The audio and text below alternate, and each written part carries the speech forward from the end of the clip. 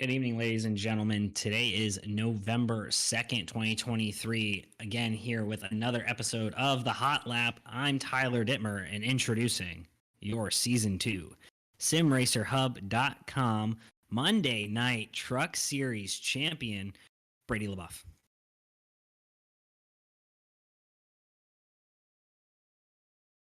And of course, his audio has failed. Oh, I'm sorry. We're good. Thank you, Tyler, for that intro. Appreciate that. Yeah, we got a lot to cover. Kind of recapping the whole season 2 Monday Night Deal, and what do you know? We're going right into the playoffs on Friday night. So, a lot of stuff still going on in Nazareth. Even though we feel like we finished and completed a season and another series within the league. We have another series that's just ramping up to get the playoffs going, and we have a special video to show the audience later on. And man, are we excited about this playoff? I know I'm excited to see this playoff unfold. Yeah, we're a playoff that has some big names, some heavy hitters, and some drivers who I would say don't really like each other that much. Brady. Without further ado, we'd like to introduce your Season 7 Concerns of Police Survivors Truck Series playoff field. Mr. Producer, hit it.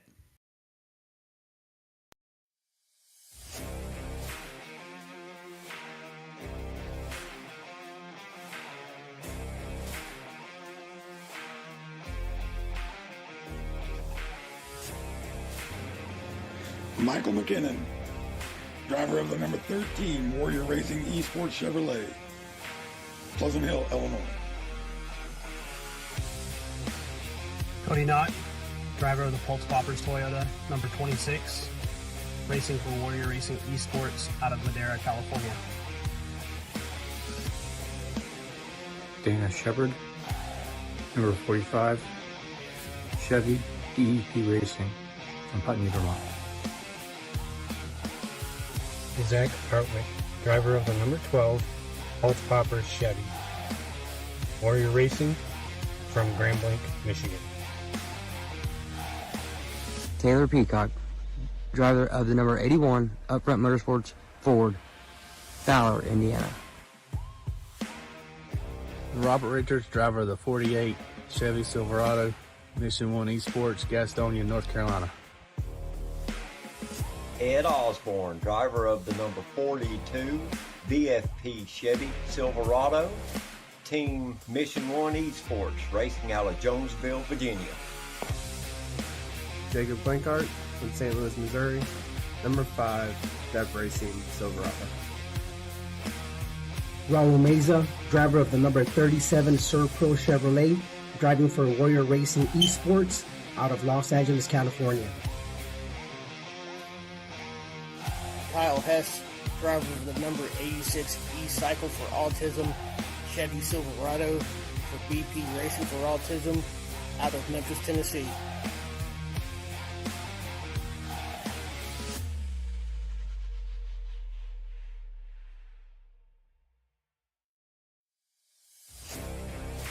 Justin Lumpkin, driver of the number 18 Millie's Restaurant and Catering Toyota Tundra, Corinth, Mississippi. Brandon Boy, driver of the 17 Team Watson Racing Setups Toyota Tundra from Macon, Missouri.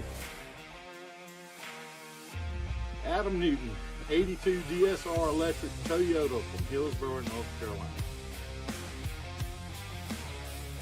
I'm Chris Cinnamon, driver of the number 3 Upfront Motorsports Ford.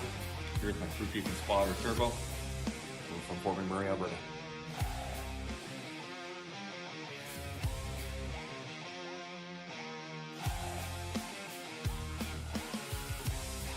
Stephen Thomas, The River, Oakview, West Virginia, Driver of the number 23 Jersey Smoke, Sickwood Motorsports, Toyota. Joseph Doucette, driver of the number 16 NRE Power Systems Chevrolet from Oakland, Maine.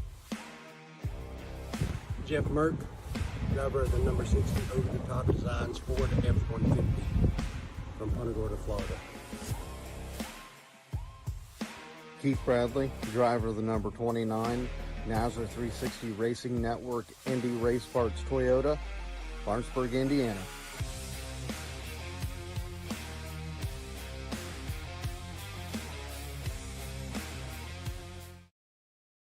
Huge thanks to Michael McKinnon for putting that together, Brady. Something new we're going to start doing for all of our leagues, our playoff seeding. Yeah, that's your 20 driver field fighting for this championship on Friday nights coming up here, kicking off tomorrow night at 9 p.m. Eastern time as they take on the Lady in Black, too tough to tame Darlington. Absolutely. What a great video. I was excited when he first sent it out. I think it was, what, 8, 9 drivers, and then it kind of just built on and on. Would have liked to have seen Justin and Ashley be a part of it. I know their schedules are kind of busy right now. Hopefully they can be in the next one. But yeah, I mean, I think it's awesome. I really do. Like, you play that. It's almost like it'd be nice to, you know, kind of qualify before, Right. like week to week, and have the grid set, and you could kind of use that video and just kind of, I guess, edit it and push people around to where they start. And then every Right. week we got to have that play for the starting lineup of every race. That would be interesting. I know it'd be a lot of work, but it'd be pretty awesome. But yeah, what an awesome video. Thank you, Michael. Yeah, one day I think we'll. Yeah, one day I think we'll get there. But yeah, definitely a nice thing to see. Excited to see how that takes off. But we do need to discuss last week that cut line. You see a lot of those drivers who are seeded really 13 through 20th.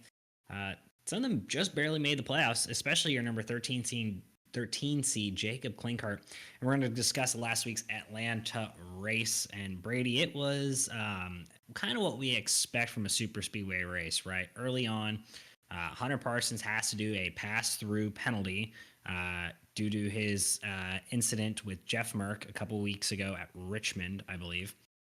So Hunter Parsons has a pass-through penalty, comes back out in front of the field, and is just trying to stay in front of the field to stay on the lead lap and not have to race anyone for the lucky dog, which is what we've seen drivers in the past do in NASRA, especially on super speedway tracks, if they have a penalty of that sort. And they just kind of go into turn one, and I don't know how else to say it, but Blanchard really just doesn't lift. I mean, just kind of pushes him in on lap 16 of a 100 lap plus, I think it was a 100 lap race. And, 100, takes out 140. Yeah, 140 lap race. It's a little bit longer because Atlanta is a mile and a half, so the time slot kind of lets us go a normal race as we would if it was old Atlanta, 140, 150 laps in that range. Yeah, the only thing that I'm gonna try not to chime in on it too much, just because still an there's some ongoing things there's some things going on. Parsons protested the move. The board issued the EOL. Chris has elected to appeal it on other circumstances. He understands why the EOL was given to him. At the end of the day, I believe it was a missed call by race control. It should have been an EOL. I think it would be a lot better if we can kind of make those decisions right then and there, and we don't have to kind of deal with it a week later. But yeah, I mean, I think the biggest issue I have is you could say, well, why are you pushing at that point in the race? Right. Chris is pushing in the corner at Atlanta. Whether or not you trust Hunter or not, it's lap 16 out of 140. That's my biggest thing. Like, why is that even necessary at that point? It's not like two trucks are going to pull away from the field and y'all are going to just sail off, for stage one, and you don't have to worry about him because he's a lap or, the tail end of the lead lap. You're leading the race. It's just, to me, it's just very unnecessary. Lap 16. I think that's the only issue I have with it. But hey, to each their own. Yeah, but that's kind of the risk they run, right? When they're doing those things, but they have to be willing to accept the consequences of those actions. being in those situations, right?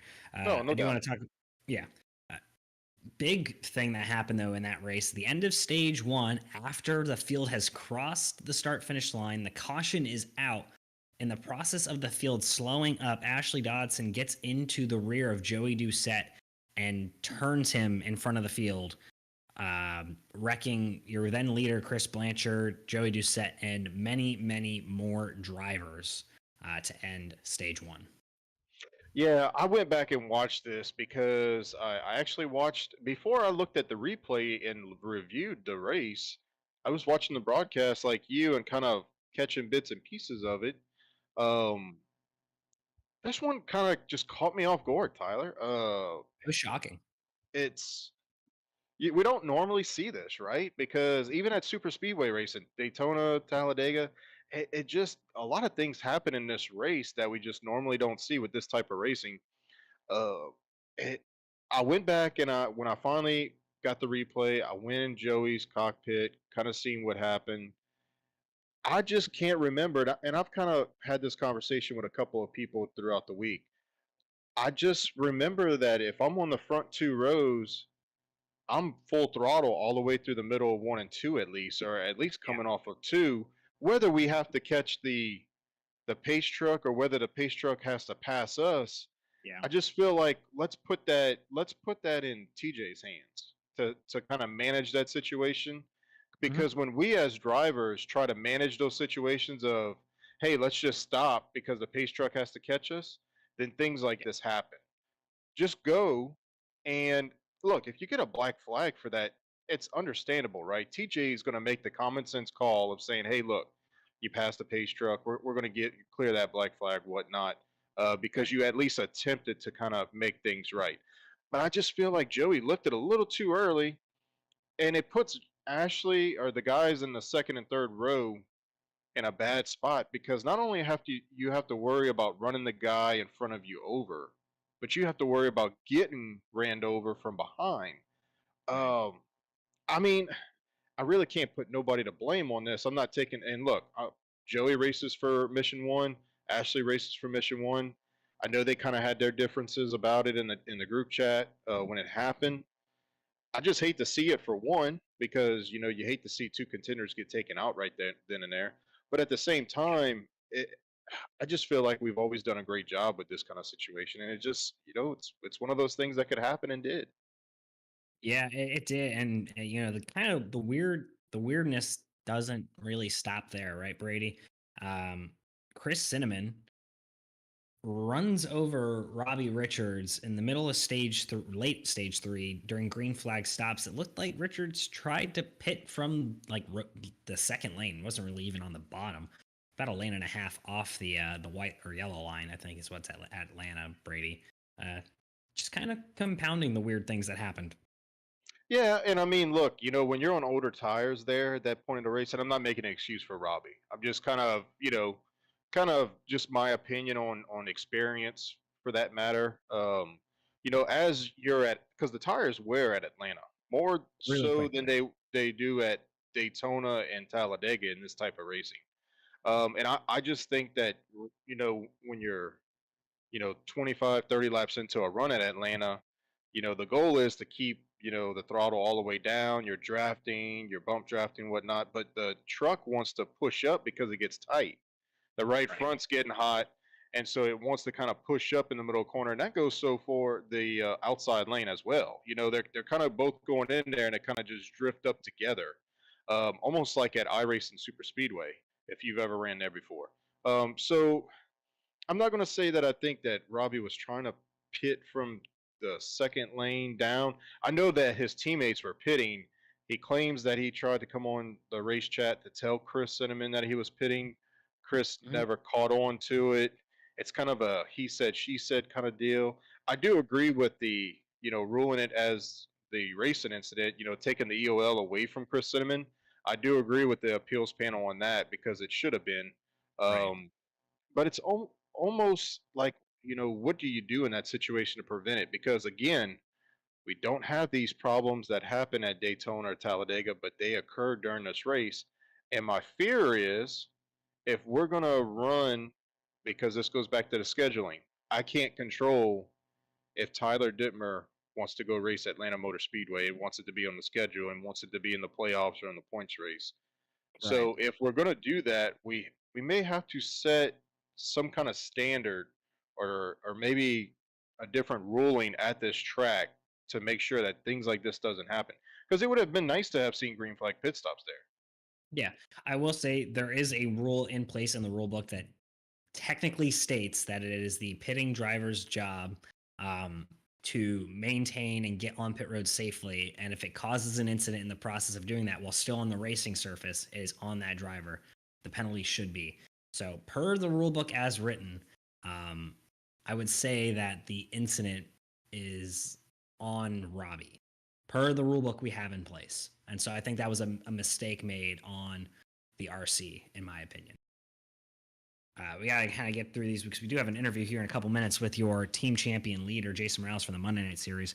I do want to say, though, you and Cody not really picked him. You guys had guys up front late in that race, Jacob Klinkart, Brandon Bullock. My driver I picked, Taylor Peacock, didn't even bother to show up for the race without telling me till after I had picked him. Yeah, And I kind of like swayed towards Jacob and Brandon, and with yeah, I think green white checkered, they were both sitting there on the front row, and I think I even messaged you, and I was like, oh man, I'm sitting pretty here. So you were sitting pretty.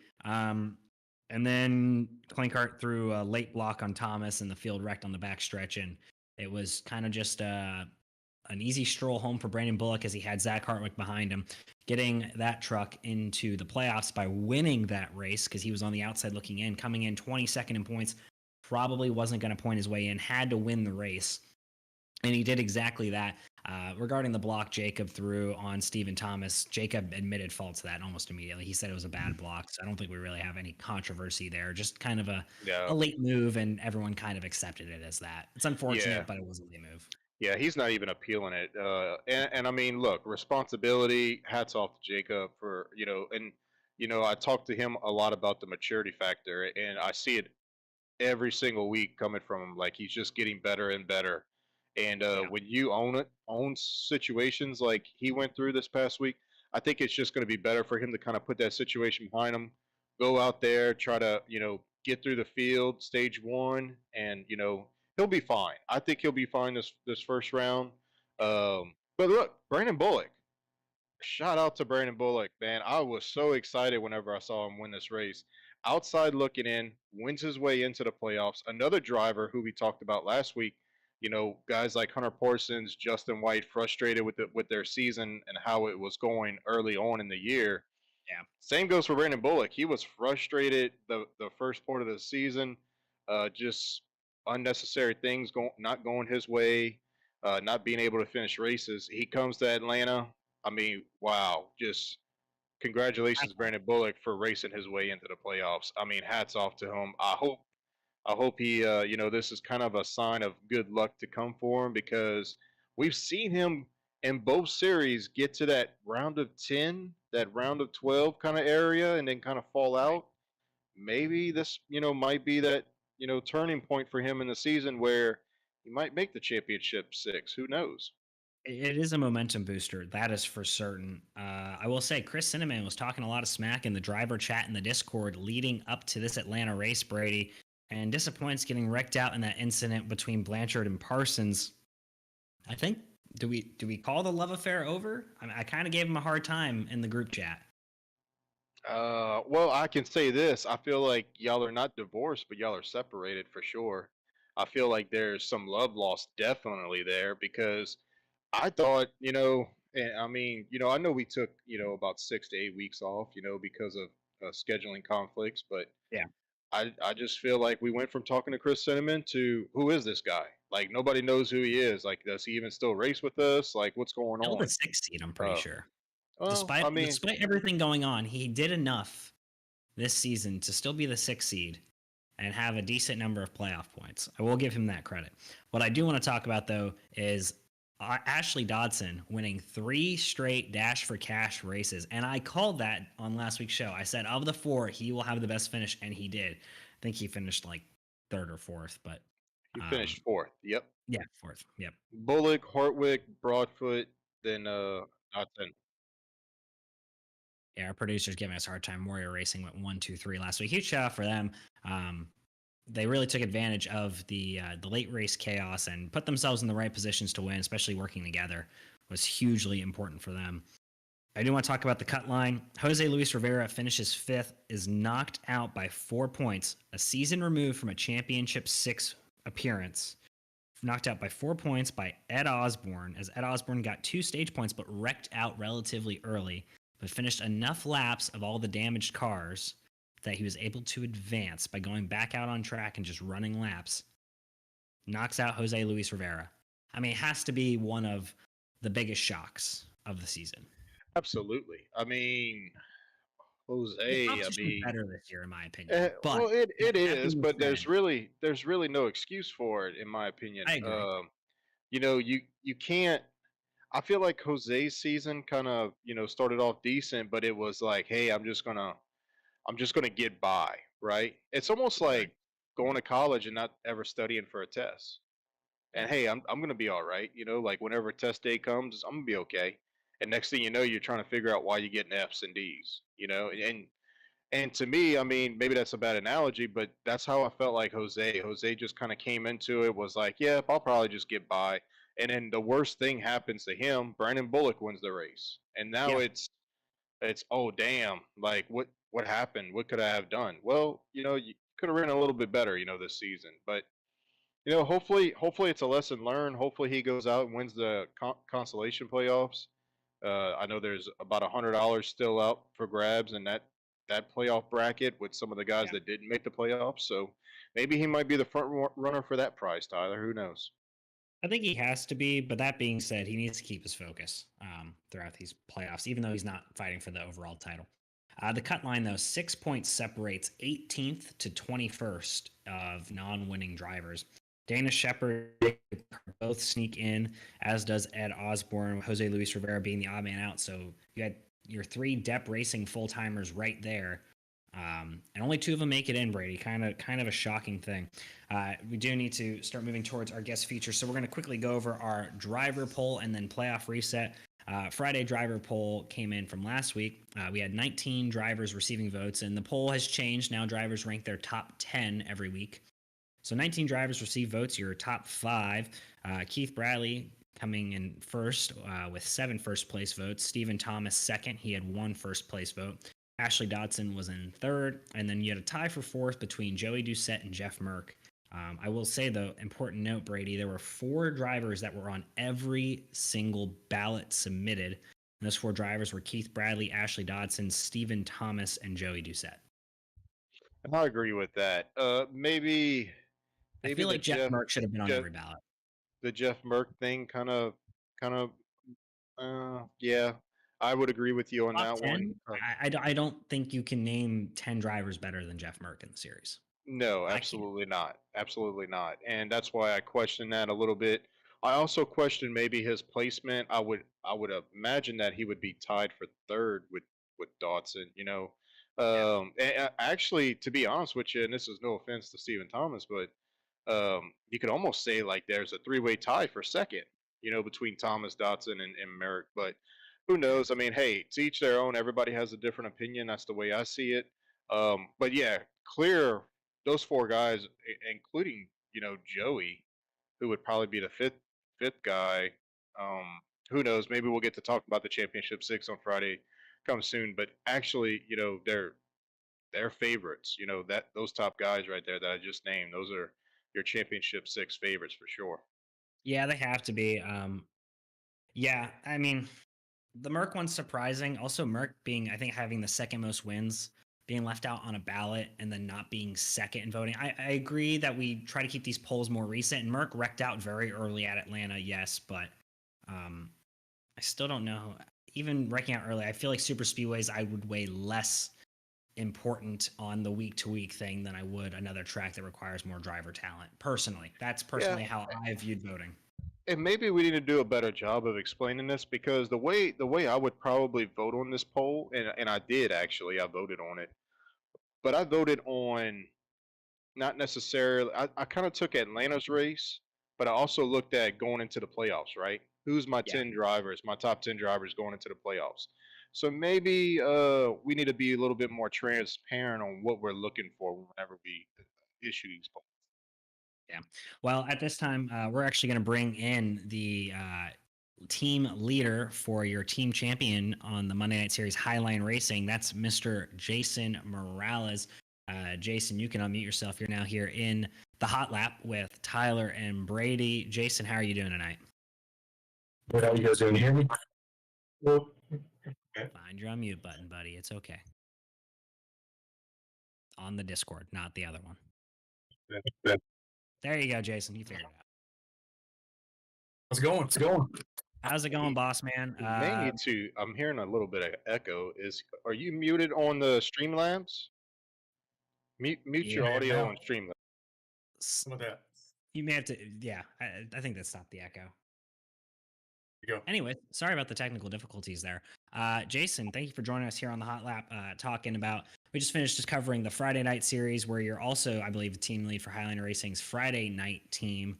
But we're here to talk about your team championship you just pulled off on the Monday night season. Wrapped it up a week early, which was kind of nice, Jason. But you were sending some interesting graphics to the team today, talking about performance throughout the season. What were your expectations coming into the season with this roster? And how do you think the team handled the season, especially after a little bit of a points reset after some accounting errors, I'll call it? That definitely set off a trigger, I think, for the team. So, it was interesting, right? I mean, I've been pretty lucky coming into Nazareth. My first go at it, I was just by myself for a few races, and then was lucky enough to in my first season on Fridays was with up front with Chris and those fellas, and really saw a good team. And then the next season I was with Brady, with Mission One, and Brady and I started talking one day and just thought, you know what, I kind of want to try this on my own. And Brady wished me well, and I didn't realize how much work it was going to be. It's a lot of work trying to get drivers together, and making sure that the drivers are going to fit together. Number one, and I got lucky. It's a really great team. Tyler, you were obviously a huge part of that. But just coming into it, I really did have high expectations. I figured that us being a new team, that nobody's really going to be looking at us, and we came out, just guns blazing. So it was fantastic, and I really enjoy it. You mentioned Fridays, and one team is one thing, two teams is another thing. I probably should have waited, for a full season, and then tried the Friday series. But you live and you learn. Yeah, yeah, Jason. I want to kind of, you brought something up. Obviously, like you said, on Mondays we'll kind of focus on that. Since you guys are the team champion. Um, you raced with me on Mission One Esports. We won the season one championship, championship that is. And then you come to me and you say, "Hey, I want to, run my own team. I'm gonna start this," and I obviously support you 100%. Not because I want to see you leave, obviously, because I loved working with you. I mean, the communication and the racing was, phenomenal. I think that season one when we were together. But kind of tell me a little bit about, did you learn anything from me that you kind of carried over to Highline, or did you kind of find, what the challenges of, once you got the guys on the team, silly season happens, people, it gets political. How was it to be able to retain most of the people, and maybe even with Tyler going port time, going out and getting a competitive driver to join for season three? Yeah, that's it's difficult, right? And I did learn a ton, with Mission One, and also again with when I was with Upfront, and I saw the caliber of drivers, it took to. I've been lucky enough to be. This is my third year in a row of being part of a team, that has won the team championship. So I saw what it took, with Upfront, and then Mission One. I felt like we really ground that one out last year. It didn't feel like that one, came the same way this year did. And when you're looking at building this, the building the team, and you ask the question about keeping the guys there, it's Yeah, I think a lot of it comes down to camaraderie, right? The guys they have to love racing with each other and and working with each other. You're going to have your little your little tips here and there, especially when you have guys that are running next to each other up front, right? So trying to keep the peace with the group and trying to keep everybody competitive and keeping the eye on the prize. I could be honest with you. We talked all season. One of our main focuses was we're going to win the team championship. And we talked about where we were at with points every single week. And we were really smart on how we raced each other, which I think is again it's hard to do when you're up front. And that we've been very lucky this season where a lot of the times we were up front racing with each other. Now some of us didn't win, and I'm sure Tyler will mention that here shortly. But it's been a blast, man, and I really look forward to season 3. It sucks seeing Tyler go, but I think we brought Cole on board for season 3 and Carrie Tribune. I think that we have a pretty stout lineup that I think we're gonna do pretty good. So yeah, I'm looking forward to it. Yeah, you mentioned bringing on Cole Henriksen and Kara Tribute for next season, and it's not easy, right, to replace production. But I don't want you to sell yourself short, even though you did not get a win. All other drivers did on Highline Racing. Even though you did not do that, you still had 3 races where you were the top driver for Highline Racing, including the first 2 races of the season. You were the top driver. At Daytona, you finished, I think, in the top 3. And then at Vegas, I think you finished 4th or 5th after a questionable race. We're not talking about Vegas. Yeah, you and me both, Brady. But like, it's not like you had a bad season, right, Jason? You made it to the final 10, came up a little bit short of the championship 6. And I will say your leadership throughout the season, kind of keeping us focused, was hugely impactful. But I gotta ask, what's it like handling the personality of Hunter Parsons on a week-to-week basis? So one thing is for certain, Highline Racing has a high level of energy when it comes to the drivers that are there. Right? Hunter's got his personality. Steve's got his personality. I certainly think that as a team, there's probably a lot of feathers that are getting ruffled. But Hunter's a guy that he wants to go out and he wants to win. And I don't want to take away from that personality, right? Because that's what gets him up there. And I kind of let him do his thing. And every once in a while, I'll tell him like, hey, I want to, change the way you say this or that, or if I see something, I'll kind of bring something up. But at the same time, you don't want to go and stop something from somebody that makes them go, right? No matter what it's with racing or business or anything else, you got to let your personalities be their personalities. And but yeah, it's it's certainly a team with some big personalities. I'll say that. So is he like your Ross Chastain, right? That was kind of a conversation topic earlier in the season with NASCAR. Does Trackhouse need to rein him in? And it seems they have, and it's kind of hurt Chastain's performance. Are you kind of looking at that and being like, well, I don't want to have that happen in regards to Hunter? Honestly, I would say I'd say he's more of like early days Kyle Busch, right? Where he's always fast, he's always up there. He's going to piss somebody off, and then you just got to be ready for the end in case you got to talk to somebody. So, yeah, I mean, Ross Chastain, I think, is a little bit different, right? Because, Ross came in and, guns blazing, hair on fire out of nowhere, and I think, with here, I think everybody knew that Hunter was going to be up there and, and mixing it up. So, he's got a hard driving style, which I like, I think that he probably cost himself a few wins this year. I think that, certainly he probably should have had 2 or 3 wins, in all reality. He cost himself a few times on pit road, a couple times, with some spins, but I encourage him to keep doing what he's doing, and hopefully next season he'll come away with some more wins. And it kind of, same thing kind of goes to Steve Barnett. Steve's got the speed. He's always up front, and if he can keep himself, if he can keep himself away from that wall every once in a while, some better finishes. And I can say the same thing for myself. I get myself into positions, and then I think I tend to get a little bit too cautious sometimes, and wind up putting myself in spots that I shouldn't be in, and that's where it happens with me. I want to be more like Tyler. Yeah. Well, speaking of Steve, I think if it wasn't for the computer issues, he probably would have made the playoffs. And I mean, he Yeah. comes out blazing, wins Charlotte the first playoff race. Who knows what he could have went on and do if it wasn't for those computer issues. I will ask you this, Jason. Um, the team championship points change this season.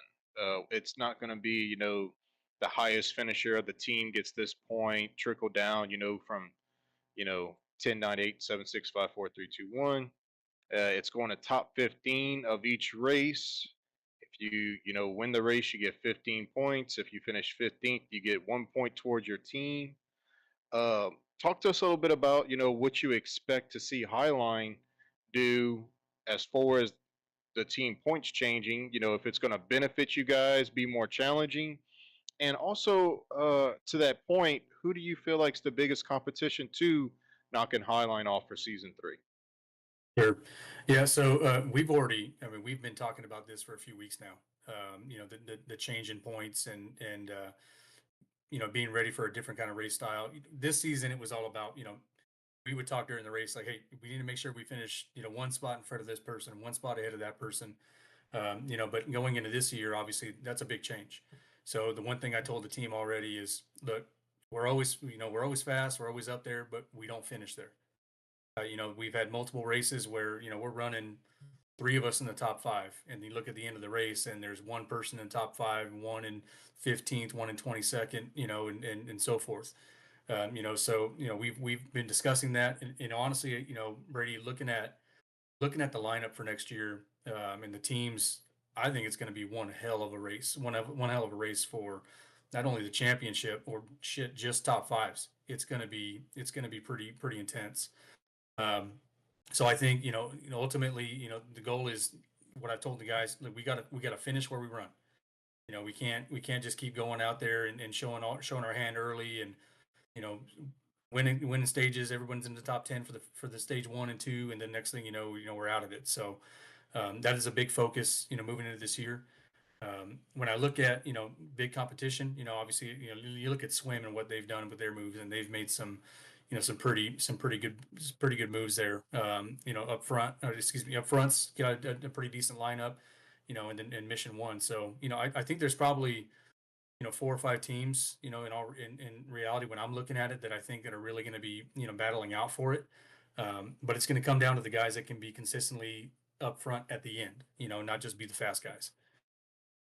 You mentioned how important, and Brady talking about how important this new point system is, and you go out and you get the driver with the 4th most top 10s this season of full-time drivers, gets Carrier Tribute. You already had the 3rd most top 10s, that's Hunter Parsons.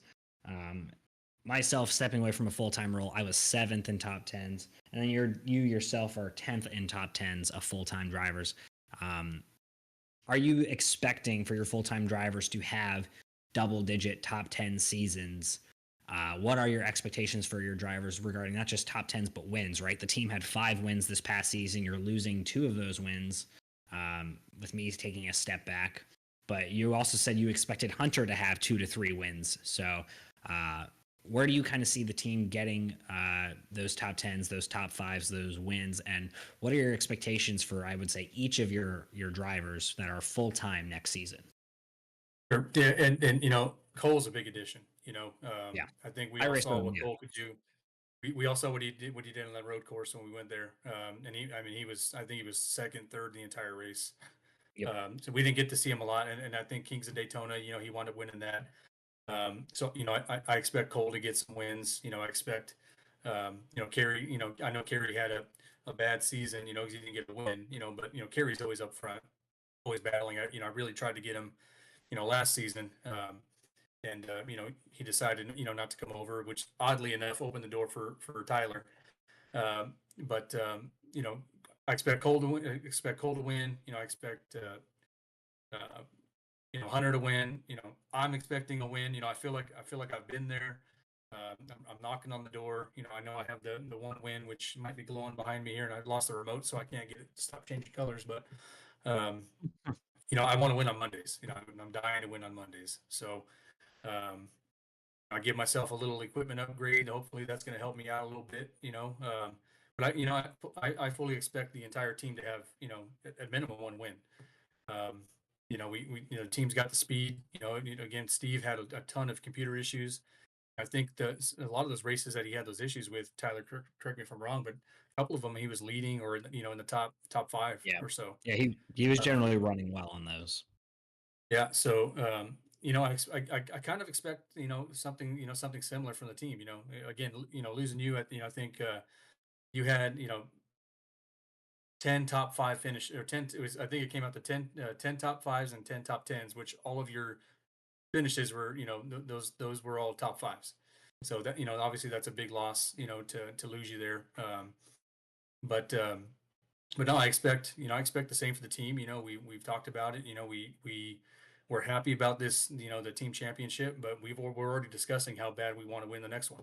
We don't want this to be a one and done thing. And we coming into the season, everybody's got the chip on their shoulder a little bit, right? And we kept hearing on the broadcast, swim race and swim race and swim race, and you got to have something to chase after, right? When you're trying to go after something. And me coming from Mission One, who had just won, I knew you guys would be, pretty good. I know Brady, you guys had some problems with, guys not being able to show up, and it's hard to score a lot of points if you're not, getting everybody up there. But we kind of got tired of hearing about swim. We talked about it all the time, and we wanted to do was knock down swim, and make people forget about brute force, and that may cost some ways, but that's what we talked about, and we talked about it weekly. And next year, I'm sure everyone's going to say, we're going to knock down Highline, and I welcome that, and I like that, and we're going to use that as fuel now this year, right? So last year it was catching somebody. This year it's we don't want someone to catch us. Talk to us a little bit about, Tyler brings up all the top tens and, the wins and whatnot. Let's talk about some of those individual drivers, that we've kind of talked about before, but I want to kind of break it down a little bit further. What is your mindset? Because you race on the team too. You want to be in the championship six, you want to race for championships. That's the reason why we do this, right? We can talk about teams all we want, but at the end of the day, Brady LeBeau's going to win the championship. Jason Morales is going to win the championship. Tyler Dittmer is going to win the championship. We can all say we're friends and, act like, we're family throughout the week, but we all want to win something, right? So, not only is Highline, trying to go back to back on the team championship, but what is Jason Morales doing to win the championship? What's Hunter Parsons going to do to come back in that championship six?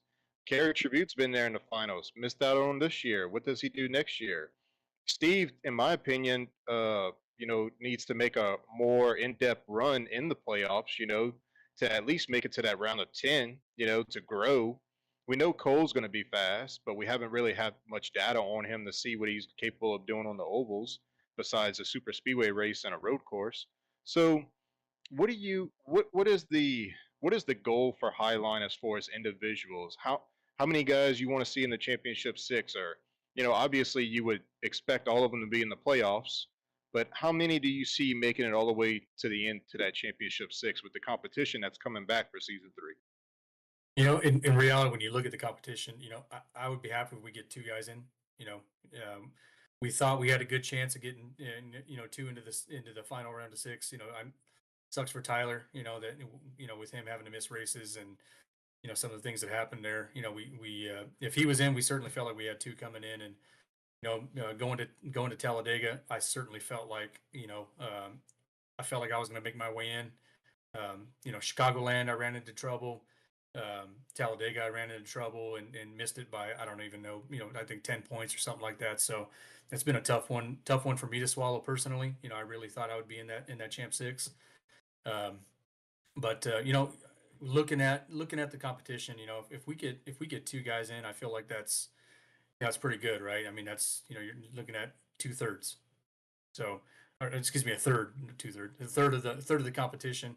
That's all you can ask for. right? I mean, with the stout competition that's out there. So, you know, but again, I'd expect every single guy to make the playoffs.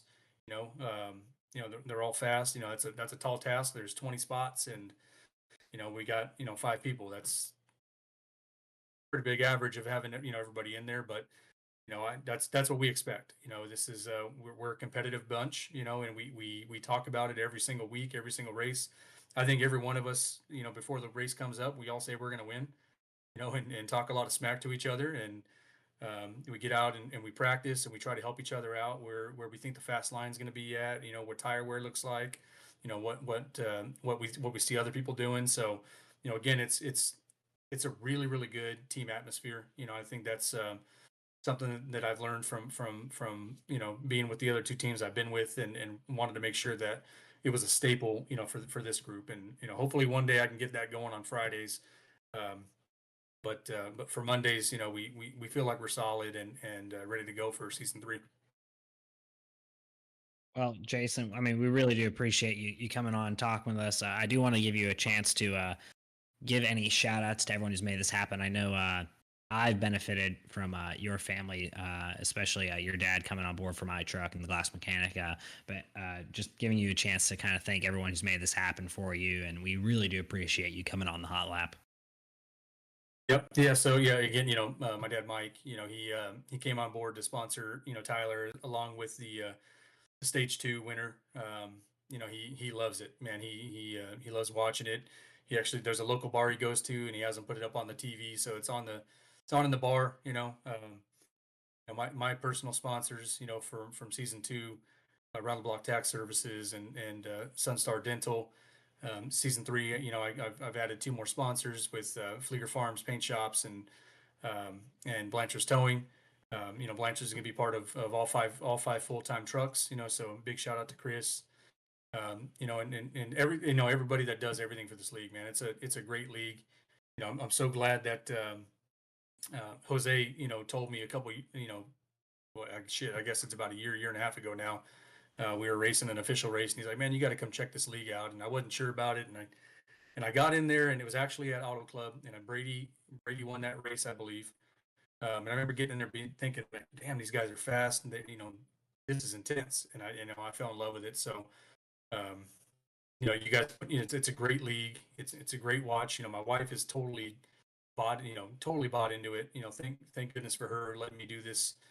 Monday nights. Fridays is hard. I'm out in California, so race night on Friday is 6 o'clock, prime dinner time to go out. So it's hard for me to sell that to her. So she don't care about the Mondays. So everything y'all do, the podcast is great. Everybody in the background, Cody, TJ. I know TJ gets a lot of slack, but I don't want his spot. Yeah, and all the competitors, everybody, it's fun. A lot of respect out there, and I really look forward to season 3. I think I think it's going to be a great season. And congratulations, Brady. No, I appreciate that, Jason. Thank you. Yeah, I knew I should have read you early on. Yeah, Jason, just make sure you get your dad a couple of those win shirts from me. I'm glad we could get him to victory lane a couple times this season. Yeah, we're working on those shirts, and we're gonna have a shirt that comes out that says "Our team beat your favorite team." All of them. There you go. There you go. I like that. Denny Hamlin. Well, for me, congratulations on being team champion. Your first season, full time season of running a team. So hats off to you. Congratulations, and we're going to be seeing a lot of each other here, season 3 coming up. Yes, sir. Sounds good. Thanks, guys. Thank you. And that was your season 2 team leader for team champion Highline Racing, driver of the number 5. That's Jason Morales. Great interview, honestly, Brady. Kind of just seeing from a team leader perspective. Obviously, you're a team leader. I've never been on that side of decision making, but understanding his thoughts and feelings towards how he manages his drivers. Right. I generally feel like he doesn't manage me. Obviously, we talk a lot during the week, but it never really seems like we're talking much about racing per se, unless it's in the team chat. Generally, we're just talking about shooting the shit or whatever it is. So it's interesting to see how he has those conversations with other drivers that aren't just on our team, but especially those on our team. Yeah, great interview, I Yeah, thought. and I mean, kind of to your point on that, like how do you manage a guy like Keith Bradley or Ashley Dotson or Joey Doucette, Robbie Richards, Ed Osborne? You never want to you never want to feel like you're talking directly to one because you don't want the others to feel left out, or you don't ever want to feel like you're cracking down on one because they may feel like they're doing something wrong compared to the other four, right? It's almost like a dad with his kids, right? Mhm. You got to kind of manage, the relationships of each individual, even though you're racing on a team together. So I never try to go into the team chat of saying, hey, you need to do this, you need to do that. Because at the end of the day, whatever they're doing, it's got them this far. He talked about you, he talked about Hunter. Great point, by the way. I mean, just, saying how, you kind of just, if that's what makes him who he is, and it's working, it's successful, go for it. So, really great interview. Appreciate Jason. He's been one of the top contributors. I mean, the stuff that he does for me behind the scenes that nobody really sees, not just being a team owner, but being on the executive group chat Yeah. and coming up with ideas for Nazareth. So, yeah, just great interview. And, hopefully we'll see if they can go back to back. We will see. And taking a part-time role, I have a lot of faith in this team. I've seen Cole run on ovals. I know he has talent. I think he can be very successful, big contributor for the team. I expect him to be in the playoffs. But yeah, it'll be interesting to see how they handle next season for sure, Brady. I figured actually we'd go a little bit off script, go a little bit out of order. I think we should do the hot lap next because I really just kind of want the Monday night series. No offense, Brady, to be mostly my interview with you instead of kind of this weird back and Yeah, I'm forth. fine with that. That's So fine. we'll hit the hot lap next, and we'll allow our producer a little bit of time to get his stuff set up, and then Brady, you can kick us off with the first question. But yeah, again, huge shout out to Jason Morales for that interview. Really appreciate him coming on. Looks like producer Cody's ready to go. Brady, first question is yours. Well, this is in regards to the DSR electric truck series. We've raced this past week, as you see behind me, at Auto Club, crowned the champion. So now we look at season three. We're talking, right? We finished season two, we dive right into season three. We're gonna start it off, and this is a tough one. I've kind of thought about this question all day. I'm going to give it to you, Tyler. Pick three out of the past week's championship six to return back to the championship six for season three. Oh, it's so hard. I'm going to try and quickly pull up the schedule for season three because I think that's going to be a big determining factor in who I pick. But I will say I'm going to lock in um, Joey Doucette, considering if he return. I'm assuming he returns full time. So Yeah, Joey he's back. Doucette, I'll lock in. I'm going to lock in you, Brady, and then Elite 10 is at Old Atlanta. Who else is in the Champ Six? Old Atlanta. Hunter Race is pretty decent on super speeds. I'm gonna say Hunter Parsons. I think Hunter Parsons gets back there. Those would be my three. My main reason is this. I'm assuming I haven't looked at the full time entry list yet. I'm assuming we're going to see Adam New return full time on Mondays, hopefully. If he returns, I think he takes a Champ Six spot.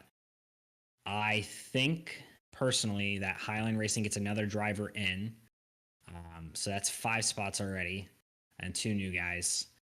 And I guess the other would technically be a repeat, but I expect Nate Maurer to make it back in. So really, I would say there's 4 of the Champ 6 I would repeat. You only asked for 3, so I'll give you a bonus one in that. But I feel like those 4 drivers I've named, and then one from Highline Racing. It could, take your pick of Kerry Tribute, Jason Morales, or Cole Henriksen. I don't think Steve Barnett gets Champ 6 just yet. I think he makes a final 10 appearance. But I don't think we see a Champ 6 appearance just yet from Steve. I don't think the tracks line up great. I don't know how he'll handle Old Atlanta. I haven't seen him race there. But unfortunately, it seems like chaos and bad luck finds his way, just like it finds me at these super speedways. Absolutely. And when we go through these seasons, it's a learning experience. You kind of learn from the previous season, and you kind of carry that over to the next season. Ah, man, this was so hard. I am going to give the nod to Joey Doucette. Okay. I'm going to give the nod to Hunter Parsons for Highline. And I'm actually going to go with, ooh, man, this is tough. I'm going to go with myself, and I'm going to tell you why. Okay, Swim I like Racing. it. Swim, stick with it, Motorsports. I'm going to tell you why. They have one of the probably most competitive teams. Adam Newbert's coming back full time. I think Adam Newbert's going to take a spot away from Mauer, Justin White. But Justin White, Mauer now being on a team with Adam Newton and Joey Styres, I don't see Swim putting in more than 2 drivers from that team, and I think it's going to be Adam Newton and Joey Styres. So I That think is that's such going a to kick stacked off. team. What's that? Yeah, That is a and so stacked team, Swim. yes, and so I think there's no room for Mauer or Justin White to get back here because of Newton and Styres. So that's my picks. All right, so you don't even have Newbert. Yeah, or do you have No, Newbert, or I you have I a second have highlight? Newberg getting in. I have Okay, so you Newberg have getting in. your 3, Newbert, and then Newton and Styres are your Champ Yes. 6 Yes. preseason. Correct. We'll revisit that in a week when we do another show where we preview the season and give you our full rundown. And we'll probably give you 6 different answers, to be quite honest. But Probably you know so. what? That's next week's problem. Someone commented Chris in the Champ 6. Is Chris Simmon running full time on Mondays this year? No, he's port time. Okay, whatever. Well, we'll discuss more about the Champ 6 and the others. Brady, my question to you: we're gonna go to the real world racing. Officially, it's been announced, but we heard some rumors in the NASRA chats due to some insider information. Eric Almirola is leaving Storehouse Racing after the season, but didn't say he was retiring from racing full time. Not mentioned anywhere in his announcement. Apparently, Noah Gragson is being rumored to be his most likely replacement at Storehouse Racing, returning to a Cup Series ride next season. Eric Almirola, though, has been rumored to potentially go to an Xfinity ride, part-time or full-time, still to be undecided, and potentially with a new manufacturer. Cough, cough, Toyota. That kind of narrows it down for everyone at home. As for Storehouse Racing, do they have the worst lineup in any team in Cup Series next year that's not named Spire Motorsports? Oh wow, I would have to say yes. And the way they underperformed this year, but they're going to bring back Priest. They're going to bring back oh why can't I think of his name? 14 Chase Briscoe. car. Yeah. Wait, who did you say? Chase Briscoe. Yeah, Chase Briscoe. Okay. Chase Briscoe, I don't know why I forgot him. That's Keith Bradley's guy. But yeah, you add Josh Berry, who's a rookie. Really ran horrible this year in Xfinity. We've seen a lot of Xfinity guys have success and then go over to the Cup Series because of that success. But I'm not saying that Josh Berry has not had any success, but he's ran horrible this season. Great job filling in for Chase Elliott, Alex Bowman. He ran great in the Cup car. But still, not much expectations from me to Josh Berry. And now that you're going to put Noah Gregson in the number 10 core, I feel like they're just reaching for drivers at this point, right? They're kind of behind the 8 ball on this. It's bad. It's horrible. My opinion is Stuart Haas is going to be worse next year than they were this year, especially They're losing already Kevin pretty Harvick. bad. You got to kind of keep Kevin Harvick there in the stable, right? To kind of be like the team manager, I guess, of the drivers to kind of give them, the pep talks and the advice that they need. But now Chase Briscoe's probably going to be the oldest driver there. It's not like you have a Joey Logano there or Denny Hamlin or somebody like that. I just think they're bad, and it's going to be worse next year. Actually, Josh Berry will be their oldest driver, believe it or not. Oh yeah. Well, damn. Yeah. I just want to point out a few things while we're discussing this. Ryan Preece currently 24th in points, and Chase Briscoe currently 29th in drivers' points. They're both behind their other 2 teammates. Eric Almirola is in 22nd. Chase Briscoe and Ryan Preece have less points than Alex Bowman and Chase Elliott, who missed numerous races this year. Alex Bowman hasn't really been good. Chase Elliott's been okay since he's returned, but not great. Chase Briscoe's behind Todd Gilliland, a front row car that gets significantly less support than McDowell's car. Like, let's just be quite honest. You can tell there's a difference between those 2 cars. it's definitely the worst big lineup next season. I will say I would like to see Harvick stay on in kind of a similar role Kurt Busch is for 2311, because that has significantly helped Bubba Wallace's development and turned him into a significantly more competitive driver. So maybe having that veteran presence will improve some of these young guys where he's not competing against them. I agree with you on that point. The next question topic is Phoenix Raceway, and this is real world NASCAR. Is Phoenix Raceway the right place for a NASCAR championship race, or is it time to look elsewhere? So it's not. If we're talking about, iRacing, I would say yes, because honestly, Phoenix is probably one of the best tracks on iRacing, at least in the trucks. Maybe not Xfinity or Cup. I don't really run much of that in iRacing, but trucks, it's actually pretty competitive racing. We saw that in the Friday Night Series a couple weeks ago. It's not. I mean, Jamie McMurray even said Phoenix hasn't put on a good race since 1997 or something like that, which was, I'm pretty sure, the year they had their inaugural race. So Phoenix is not a great track. They've tried different configurations. They've tried moving the start finish line. They got rid of the grass on the dog leg. None of it's working, in my opinion. The track's entertaining if you get a green white checkered, because that front straightaway is so wide now because you can cut the dog leg.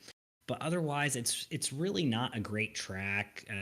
Even if you gave those cars 100 or 1,000 horsepower and little to no downforce, I don't think it's still a good track, just the way it's configured. Super narrow back straightaway, get very, very messy, very chaotic. I would like to see the championship race it has to be an intermediate, right? We agree you don't want it at a short track because you'll just have people wrecking each other off of 4 for the win, which we'll get to that topic of conversation here shortly. And it can't be at a super speedway because that's just stupid and pointless. So it has to be an intermediate. I think you should go back to Homestead. Homestead race isn't horrible right now. It's not the best mile and a half. I would still say the best mile and a half is probably in real world. It's probably Charlotte right now. The Coke 600 was amazing. I'd like to see them get rid of the Roval. They're not next year, maybe the year after they are. I would like to see in Charlotte. I think it might be too cold, so maybe they have to move something around or get rid of some races. Our producer says Vegas. I'm actually kind of going to sway to I don't think Phoenix should be the championship race. Not only because it's kind of a boring race in my opinion, which it is, but NASCAR always talks about saving money. Why are we going all the way out the end of the year out to the west to Phoenix, Arizona, when we just ran Talladega, Martinsville, Homestead? We've been running on the East Coast, and for one race we're going to go out west. Doesn't make any sense to me. And like I said, you pointed it out. It's a boring race. I like Homestead. I think Homestead would have been a very good race. Not just because your guy Christopher Bell won, but it was a really good race. It was a really good race. Charlotte, to your point, put the Roval at the beginning of the year. Well, you can't really you mess can't, up. you can't move the Coke Can't really 600, mess man. up. It would be tough to run Charlotte. I Just think get rid in of the the Roval. cold weather, but I like the Roval. But I would say if I had to pick, it would be Homestead. I think go back to Homestead and everything will be fine. I'm okay with them going back to Homestead if they put some. They got to do something with the bottom lane. It's nowhere near as good as it used to be. After 5 laps, everyone just goes to the top now because it's significantly faster. It makes it harder to pass. I like slide jaws, but I want it to be. Maybe they need to make the progressive banking more pronounced. I don't know what they need. The new car doesn't race on Homestead as well as the old car did, but it races Charlotte and a lot of these other mile and a halfs, Vegas, like Cody Knott said, significantly better than the old car did. So Vegas wouldn't be horrible, but that's like your whole travel thing. Also, we're going back to Nashville for the banquet, so we're going all the way out to the West Coast, and then a week later coming back all the way to the East Coast for their end of season banquet. I agree, it makes no sense. Right, and I think that's just my point. Like they harp on this saving money deal. No, that's the Yeah, point. Is we're saying that Phoenix would also be our producer saying, well, Phoenix is the West Coast. Why can't they just do Vegas? I think Brady and I are both saying is that why are we doing a West Coast race at all to end the season? Kind of makes no sense. Yeah, potentially. Next question, Brady. My question to you: teammates at Martinsville for the second year in a row, we have seen teammates in the Xfinity Series run each other over on the last lap. Although this time, not a single one of them won. Sheldon Creed and Austin Hill go after each other late at Martinsville. Really a terrible race down the stretch, but that could be a topic of conversation otherwise. Great for the first, 150 laps, and then it got stupid. They move each other out of the way. Justin Allgaier wins the race, knocking both RCR drivers out of a championship 4 opportunity. Cole Custer advances, just like you predicted. What are your thoughts on the incident between the two? Well, yeah, finally I got something right. John Hunter Nemechek, Cole Custer, Sam Mayer, Justin Allgaier racing for a championship. I predicted it. I got it right. But no, as far as Creed and Hill goes, I mean, look, I don't understand where Austin Hill his deal is with Sheldon Creed. I mean, yeah, he may be going over the Joe Gibbs like he said at the end of the race, but he's still every week these guys are auditioning because they might race for another team next season. Yep. So you can't get in a car and say, "Well, I'm not racing with this team next season, so I'm just gonna put around here." No, because people are watching you. You have to perform. So I had no problem with Sheldon Creed doing anything that he did because if you want to blame somebody, blame NASCAR. They put that race there because of that. We knew it was gonna happen. Now at the end of the day, he doesn't win the race, which is kind of bad. But and then the reaction from Richard Childress and Andy Oh, yeah. Petrie. But then Andy Petrie comes on Race Hub and apologizes, so I kind of appreciate that. And then come to find out, the Petrie's a steering bar was coward. broken. Yeah, the steering bar was broken, so that's why he couldn't turn, and he kind of stopped in the middle of the corner. We're starting to find out all the information about the events that happened those last couple of laps. But dude, you're going for a spot in the championship 4. Why would you give that to your teammate? Well, why would you give that to Austin Hill just because he's your teammate? Makes no sense to me. He doesn't pay my bills. He doesn't cut my grass, clean my pool. I'm not worried about him. I'm worried about myself and my team. And hats off to Sheldon Creed for going for it. Yeah, and Sheldon Creed, mind you, has won a championship at Phoenix in the Truck Series before. He kind of knows how to get around there and actually outperformed Austin Hill in the race in the spring. So if you're RCR, you'd rather have Creed in the Final Four than you would Austin Hill. Richard Childress made some dumb comments, which is going to lead us to a final lap topic that we'll talk about later. But Richard Childress called Creed the stupidest driver he's ever seen, and I think that's just an asinine comment to make by Richard Childress, considering some of the drivers he employed part-time to fill some certain cars for him throughout the years. Yeah, I have no problem with the move. It's the right move. And also, Dale Jr. spoke on his podcast, the Dale Jr. Download, saying it kind of looked like Creed got in the brakes because he couldn't turn effectively to try and rotate the car. And, he had the corner. I don't mind the racing. The only problem is he didn't win, right? That's the big issue. But if what you're saying with that steering arm being bent or breaking or broken at that point, he doesn't really have a lot of options to get the car to rotate other than slamming on the brakes and hoping that the nose points down and then he can fire off the corner. And he almost still won the race. It wasn't like it wasn't close with Allgaier at the end. I don't love the comments from Hill. Creed, it was aggressive, sure, but I don't think it's worse than what Joe or Ty Gibbs did to Brandon Jones, who Brandon Jones had already signed for Junior Motorsports before that incident. And then we had essentially a very similar conversation last year if we had this podcast, right? So I don't know. Austin Hill knocked the radiator out of it because he gassed up and, Sheldon was already in front of him. I don't know what else to do there. Yeah, absolutely. I mean, like to your point, the comparison with Brandon Jones, I mean, that to me that was worse than this. So so much worse. He didn't even give Brandon Jones a chance, Ty Gibbs. He just wrecked him. Yeah, exactly. Next question, and the topic is Michael McKinnon. Is Michael McKinnon a dark horse in these playoffs for the Cops Truck Series playoffs? And how far does he make it? Does he make it to the? Does he advance out of the round of 20? Does he go as far as the round of 10? Does he make the championship 6? Your thoughts, Tyler? All right. So first, I want to say I do love Michael McKinnon. He's been huge in NASRA since its inception. One of the original founding guys, and has been here from the beginning. I would say Brady, along with you, myself, and a couple other drivers such as Keith Bradley. He has the speed. He's always been one of the best qualifiers in NASCAR, and when I watch him practice, his long run speed isn't bad. The problem is he gets himself in position where he can get kind of in trouble and make some mistakes. Um, so I'm a little bit worried about that. That being said, I feel like these first three tracks kind of play out pretty decent for Michael as long as he can avoid a major incident, right? Darlington, he generally qualifies up front there, and it's a single lane racetrack more or less. So qualifying well will put him in a good position. After Darlington, then you go to Watkins Glen. Watkins Glen, road course Michael has been very quick at in the past. I think if he qualifies well and doesn't get wrecked early on or on that one restart we do on road course races, I think he finishes top 10 there pretty comfortably. And then I believe they finished it off at Homestead. That race, I'm a little bit more concerned about Michael because I think there are better drivers than him at that track. Joey Doucette, Robbie Richards, Keith Bradley, Stephen Thomas, depending on the certain time of day. Just for Stephen Thomas. The other three will be good there no matter what. So I think he gets it out of the round of 20. I don't know what the two tracks are for the round of 14. I don't know if you have them right in front of you. But depending on what those So two the tracks, round of 14 would be Michigan and Dover. Michigan, he'll be quick. I'm worried about Dover.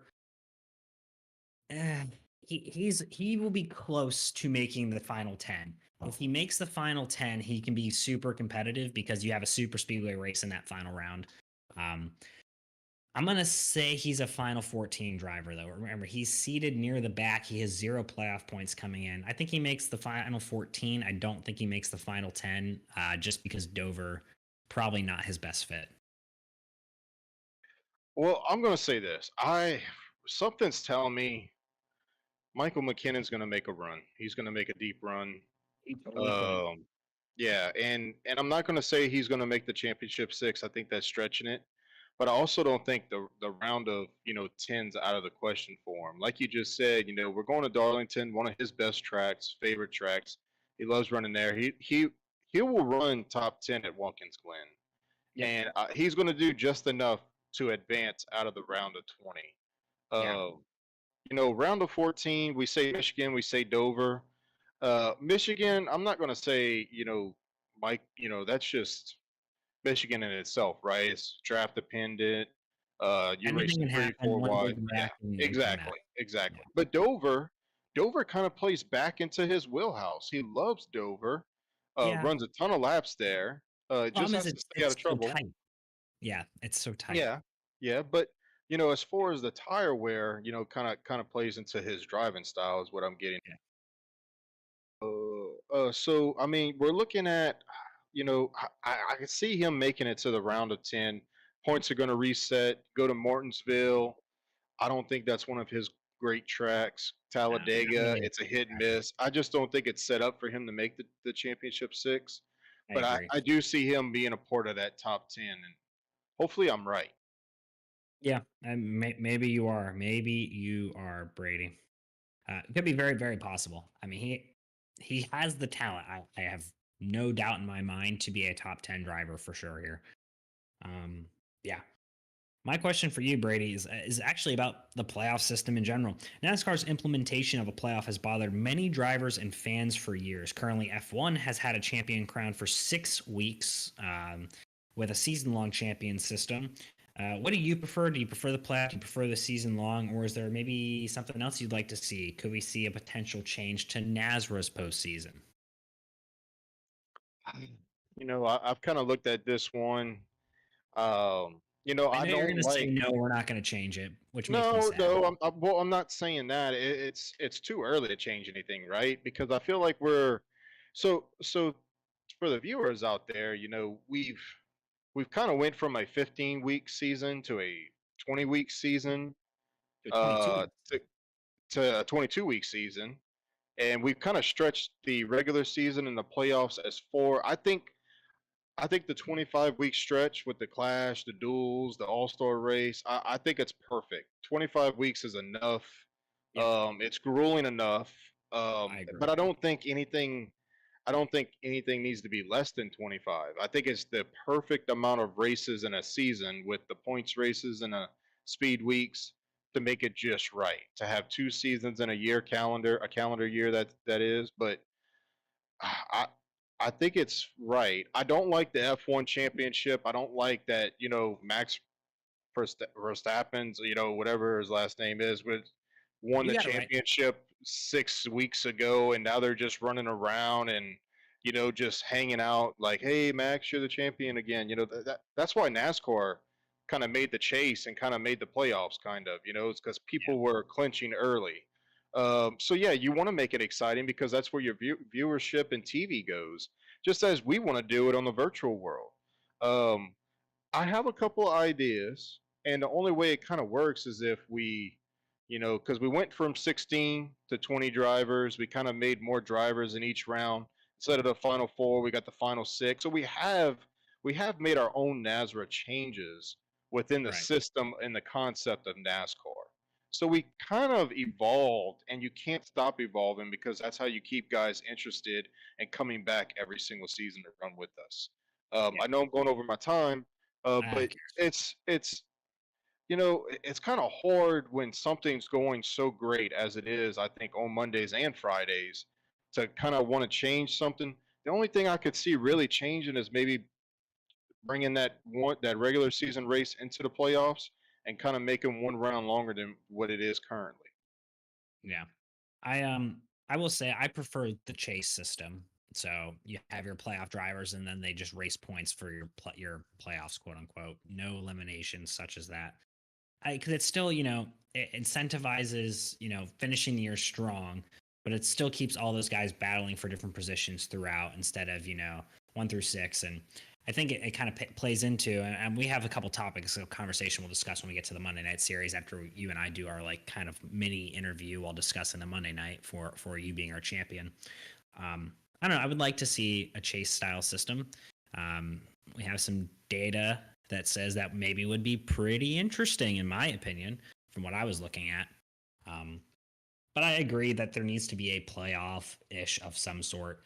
The regular season title, we don't want someone like Keith Bradley, wrapping up a regular season title with 6 races left and then no one shows up for the last 5. And we have, schedules planned and we have sponsors and already things set up for that. So we can't really afford that, in my opinion.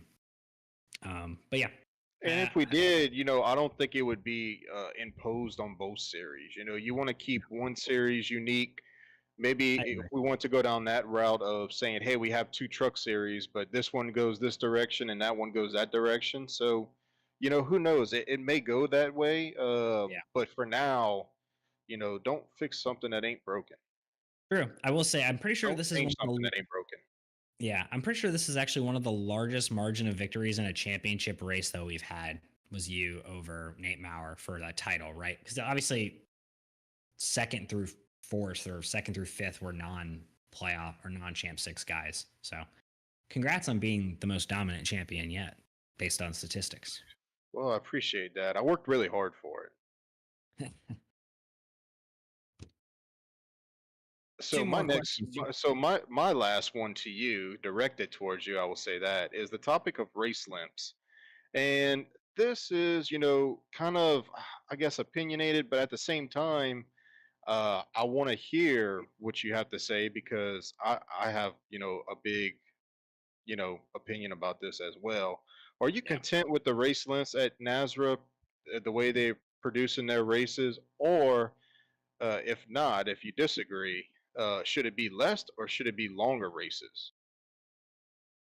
Yeah, I mean, so my thing with this stuff is, um, I personally believe that our race lengths should be the exact same as the real world truck series if they race at that track. And the stages should also be the exact same as the real world truck series if they were to race at that track. Personally, that is just my belief on the system. Because in my opinion, I think the real world truck races are generally pretty good length. And I would say we have less yellows than they do. So we would get it done a little bit quicker. Obviously, if they don't race at that track, it opens it up for us to kind of, as a league, to tweak things and do things our own different way. But we can kind of follow some simple guidelines. If it's a short track, we look at 150 to 200 lap races, and then we run it based off of that. If it's a super speedway, the only super speedway I think they run 100 laps at's Daytona. I think the Truck Series race at Talladega is like 88 laps or something like that. So kind of looking at what NASCAR does, I think would be the best in my opinion, because I know we'll have less cautions, and also our cautions will take significantly less time than the real world truck series, right? They pace for like 7-8 laps. It takes forever. That's why the truck series races can go so long at times. But for the most part, we generally keep it, I mean, pretty clean, minus short tracks, which, oh well, I definitely say our pace laps are probably faster than real world pace laps at a short track. So personally, if we're gonna affect race lengths, that's how I would say to do it. And in some of the situations, that would make the races longer at certain tracks and shorter at other tracks. I think it would probably make our short track races a little bit shorter, which I'm okay with, considering how many cautions we generally have of them. And that'd probably make some of our mile and a halfs about the same length or a little bit longer. Yeah, you can always fool with fuel capacities to kind of change the way races flow. I agree. But I just hate, And tires too. We can yeah, manipulate tires as absolutely, well.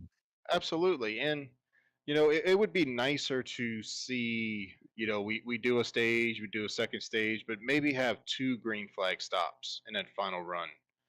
Just and I'm saying just a little bit longer. Instead of running Auto Club 100 laps, go 125. Maybe make it just a little bit longer. Production, those guys, announcing, they have other obligations, so it's kind of hard. Guys on the East Coast race until A late night midnight. They got, sometimes. yeah. So it's tough in that matter, but I would like to see just another little run maybe added on to the races. I think we should do that if we're going to do that with fuel. Just control fuel more. And then we can shorten the first and second stage so we don't need green flag stops during those. I think that would solve the problem personally. Um, but yeah. Brady, my last question to you is the topic of champions. You are the first driver to win a title in both truck series, the Monday and the Friday night series. You are also technically the first driver, I believe, to be a two-time champion at all in NASRA, in trucks at least. I don't think we've had a repeat champion on Fridays yet. Who's the next driver to potentially be a champion in both series? Who's the next driver to, who's the greatest champion of all time?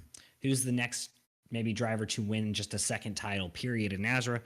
And who is our Mark Martin / Denny Hamlin? So our best drivers to never win a title. Okay, so a lot of questions in here. Yeah, so to your point, the both series, Mondays and Fridays, I think Adam Newbert has a good chance of doing that next season. He would be one of my picks. I know Justin White runs, Adam Newton, but they don't have any championships. So since Newbert already has the one on Monday, I would say that he has a great shot of getting it next season on Fridays. He would probably be my early pick.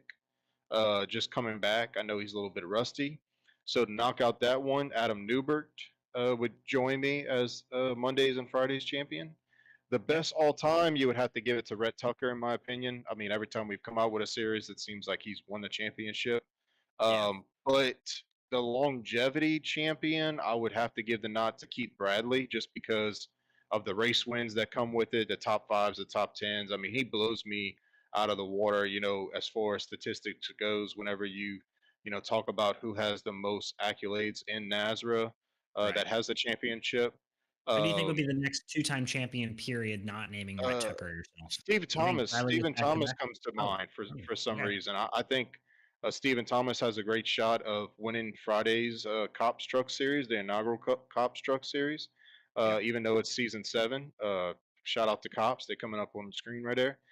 Stephen Thomas, I believe, is going to be the first two-time Friday Night Truck Series champion. So that answers that question. And the Mark Martin and Denny Hamlin, when I thought about this, if you're talking Mark Morton on maybe the past a little bit, I say Taylor Peacock, Ooh. because we've seen him in championships and not perform well at all. And so Right. he has like 5 wins on Fridays. I think he has a win on Mondays.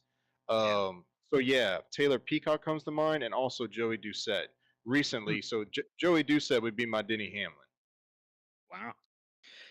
Brady, when I thought about this question, I had to think about it because I think I was in a Champ 4 once, and I want to say it was season 1 or season 2. It was a year Rhett Tucker won, because there was Jason Higginbottom, Rhett Tucker, Stephen Thomas and myself. I think it was a championship 4 of us at Richmond, and Rhett Tucker won that title. That was pretty early on in Nazareth. I will say, I think the next person to do the 2, I will actually say. Oh, Jason Newbert. Higginbotham was in that race. He won the championship, huh? Was Higginbottom who won that year, or was that Tucker who Yeah, won that year? yeah. Hold Or on, I maybe gotta it go might have look. been Higginbottom. I don't know. I'm gonna need more time, Cody. We got sidetracked. Greatest champion of all time, I would say Rhett Tucker. I mean, there's a reason why he dominates a lot. He's very, very talented. He's very, Yeah, very good at what he does. Jason won Richmond and won the championship. Year 1, season 1. All right, so I messed up who won the race, but the champ 4, I'm pretty sure was Jason, Rhett, myself, and Steven. That would make sense.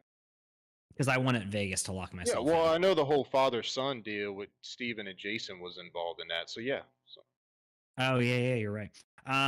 Greatest champion of all time, yeah, Rhett Tucker. I think you're right. I think Newbert is most likely to get it done just because I don't see a lot of the Friday guys coming over to race full time on Mondays just yet, who have won a title on Friday. I like Joey Doucette as our Mark Martin, Denny Hamlin pick. That would be just because he's raced more full time seasons than me, and I think he has more wins than me. I would say it's him.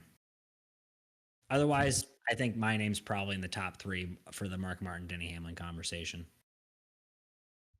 yeah, but I just look at it as the reason why those 2 names come to mind is because I've seen Taylor Peacock twice in the final 4 on Yeah. Fridays and just not produce. And I know one of them comes to mind was the race I was in, Charlotte, my season 3 championship, and I think when we raced at Vegas for the championship, he was in that final 4 also. I could be wrong, but I believe he's Yeah, got he 2 got final in 4 because he won Bristol because Keith and I Yes. wrecked each other at Bristol that Yes. year. So And by he Keith and I has wrecked, 2 of I them. fucked up. And we just seen Joey Doucette, make this should have been in the final 6 this past season in Fridays, but had a horrible round of 10. And then last week at Auto Club was one of the favorites to win the championship. Had some mishaps, but yeah, it has to be one of those for me personally. And I mean, you would be right there. Uh, I just look at appearances, right? That's why I was Yeah, no, judging it based off of that's a that. fair point. I think I only have 1. Doucette has 2 or 3. Peacock has 2 or 3. It's a good point. Well, now it's time to talk about you, good sir. Introducing, I already introduced you earlier, but I'm going to do it again just because it's fun for me. Your season 2 SimRacerHub.com Truck Series champion driver for the number 24 Mission 1 Esports machine and co host of The Hot Lap with Tyler and Brady, Mr. Brady LaBeouf. Well, I appreciate that. I appreciate that. Man, it was fun. It's still, because I'm in the unique position that I'm in as far as managing everything. I've been so focused on getting season 3 ready to go and then season 8 ready to go for Fridays that I really haven't had much time to kind of stop and just think about everything these past couple of days. But I think I'm actually still worn out from all the laps that I put into Auto Club. I really never want to race there again, and I'm being honest with you. I feel It's, like I feel like I wouldn't say I perfected the track, but I know everything there is about Auto Club. And yeah. then going from that, the soreness of being in the seat that I'm sitting on right now, of running lap after lap, whether it was by myself or with somebody or the AI cars, and then getting drunk that night and drinking myself to sleep. It's been rough. I would say these past couple of days. Yeah, well, I was going to say, 1, do you have a direct drive wheel? Yes, I do. Okay, so I do as well. I only have a 5 Newton meter one, and that track is so freaking bumpy. It really does beat up on you. I mean, it like for those of you who don't have direct drive wheels and have gear driven or belt driven, or those of you who don't even race on the sim but are just watching and are big fans and supporters of NASCAR, thank you for tuning in. 1, but 2, the amount of that track and those bumps that you feel with a direct drive wheel is absurd. I mean, it is a workout running that track. It's definitely, I think, up there for me is like one of the 5 most beat you up tracks to run on the service, and you beat the track up in my opinion. I mean, you were the fastest truck all night. I won't deny it. I mean, you go out, you lead 50 laps. You didn't qualify great. I mean, really, you qualified pretty horribly. I was expecting more from you. Um, I was actually surprised with 12th. And I mean, there's a good, when we go to these ovals, and not all of them are like this, but most of them are, especially the big ones. There's no secret. You run the high lane, the first lap. So the first yeah. lap's pretty much a throwaway. And I've kind of waited long. Everybody kind of went out. I knew Morales was going to be the one to beat for the pole, or I was assuming that he would have, but you ended up getting it. Not even And when I close, saw, honestly. yeah, I was only 10th. so I saw him run like the 31. I mean 31. I saw him run the what was it, the 40 Like yeah, 49 or something. 40.6, yeah, 40.6, and then he came and run a 3. So I was like, okay, well, he's running the high line like I was, because in practice me and him fought for it. We got into the ones early on when the track was fresh. Yeah, So you I guys go were out quick. there, I'm running my hot lap, and then I would come out there lap 1 and I'm running the high lane, and then for some reason was running 12 to 1 instead of 16 that I was comfortable with on running qualifying laps. And I go down there in a turn 1 full throttle, doesn't lift, and I got completely sideways, and Yeah. it caught me off guard. I knew it would be loose, but I was able to control it, but this just jumped sideways on me. Ended up finishing a lap, and I knew right then and there, hey, we're playing catch up, 12th place. But it kind of actually played into my favor a little bit because we saw a caution on lap 1 with Tim Hammond, and Yeah. thank goodness I was there because I knew I was going to kind of tiptoe my way through turn 1, and thank goodness I did because we had to avoid a big wreck right there with Tim Hammond Yeah. and Joey. Yeah, and Joey Doucette, one of your Championship 6 competitors, gets caught up in that wreck. And it was funny. I was doing my team chat because Highline Racing qualified 1, 2, 3, and 5. I don't know where Blanchard qualified. The other four of us were 1, 2, 3, and 5. Tim Hammond had qualified 4th. And I go into one, I'm like, cold tires, everyone's going to take it easy.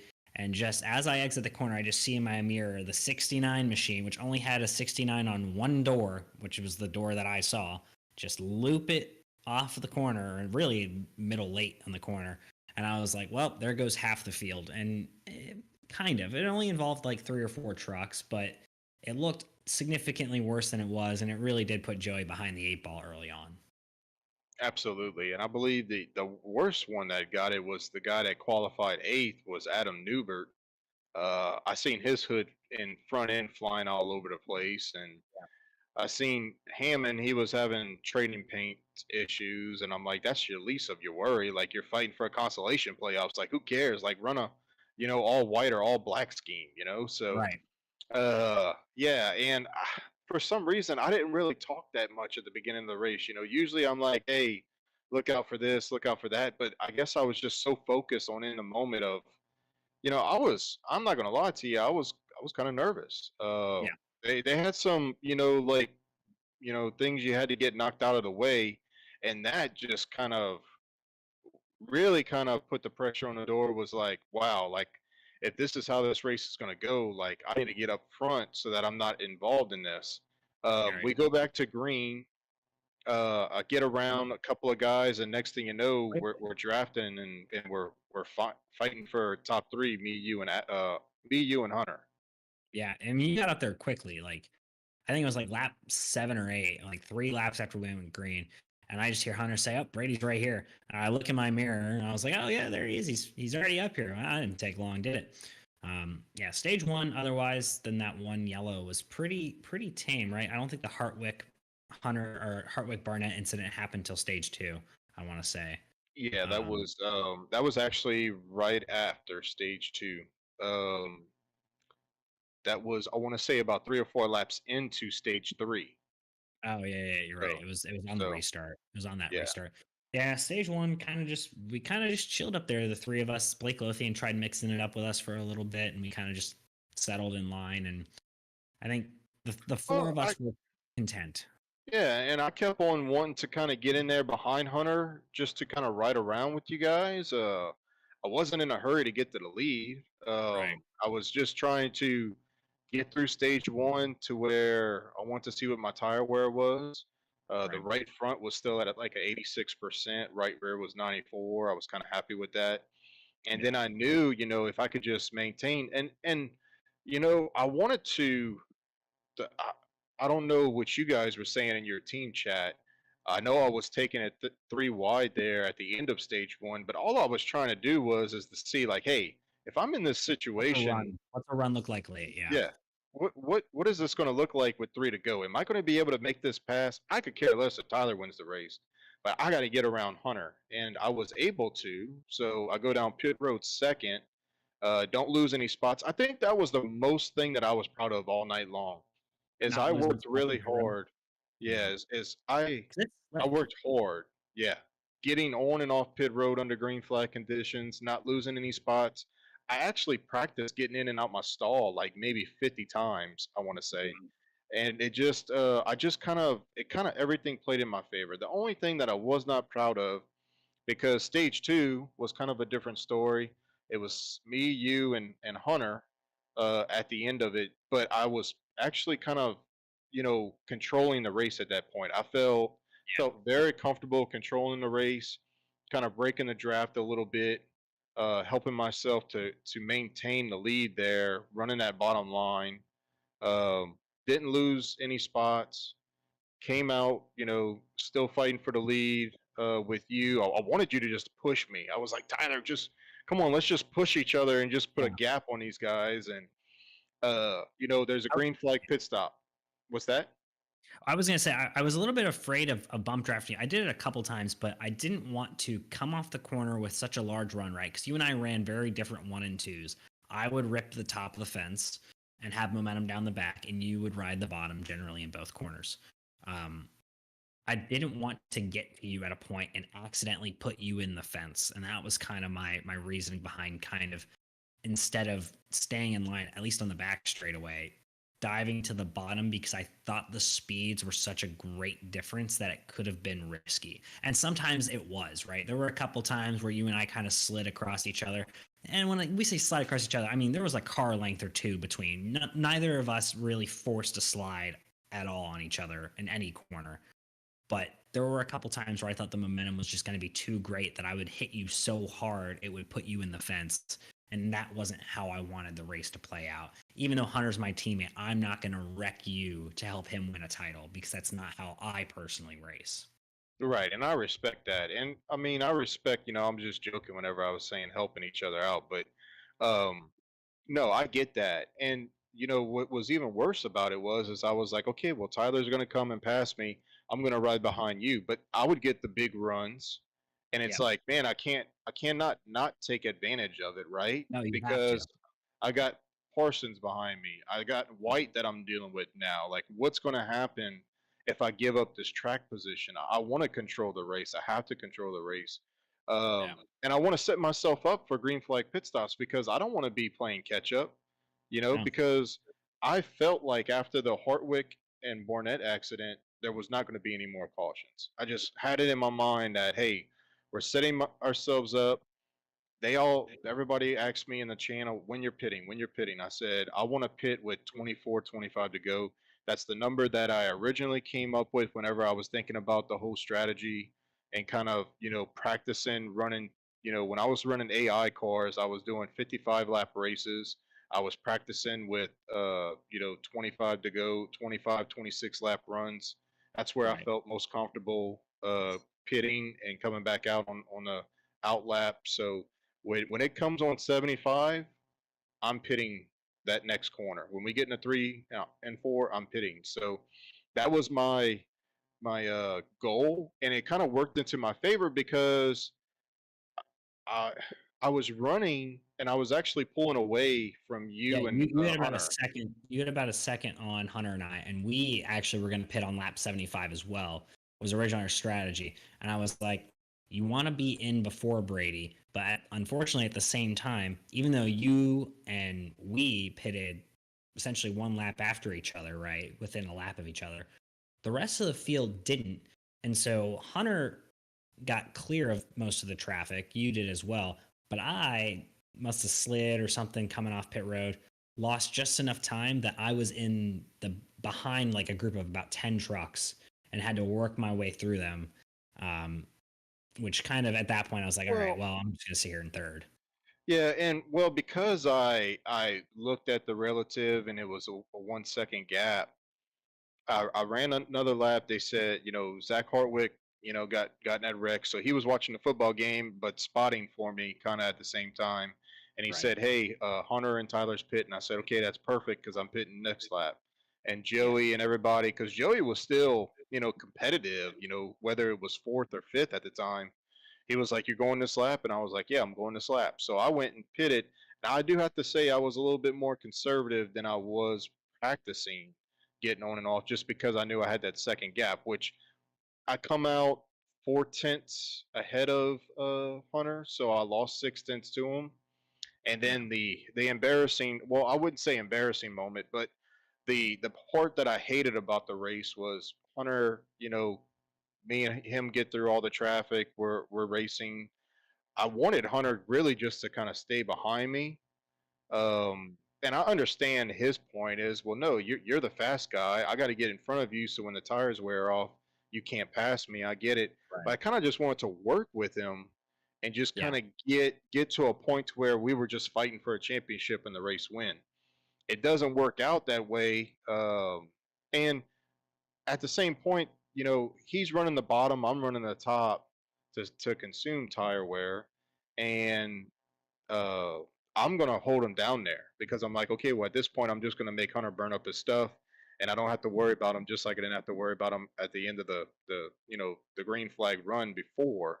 So I'm gonna make him burn up his stuff. I think he's going down to the apron like you and I kind of were doing the whole entire race. He doesn't, and I get into the side of him and almost wreck both of us.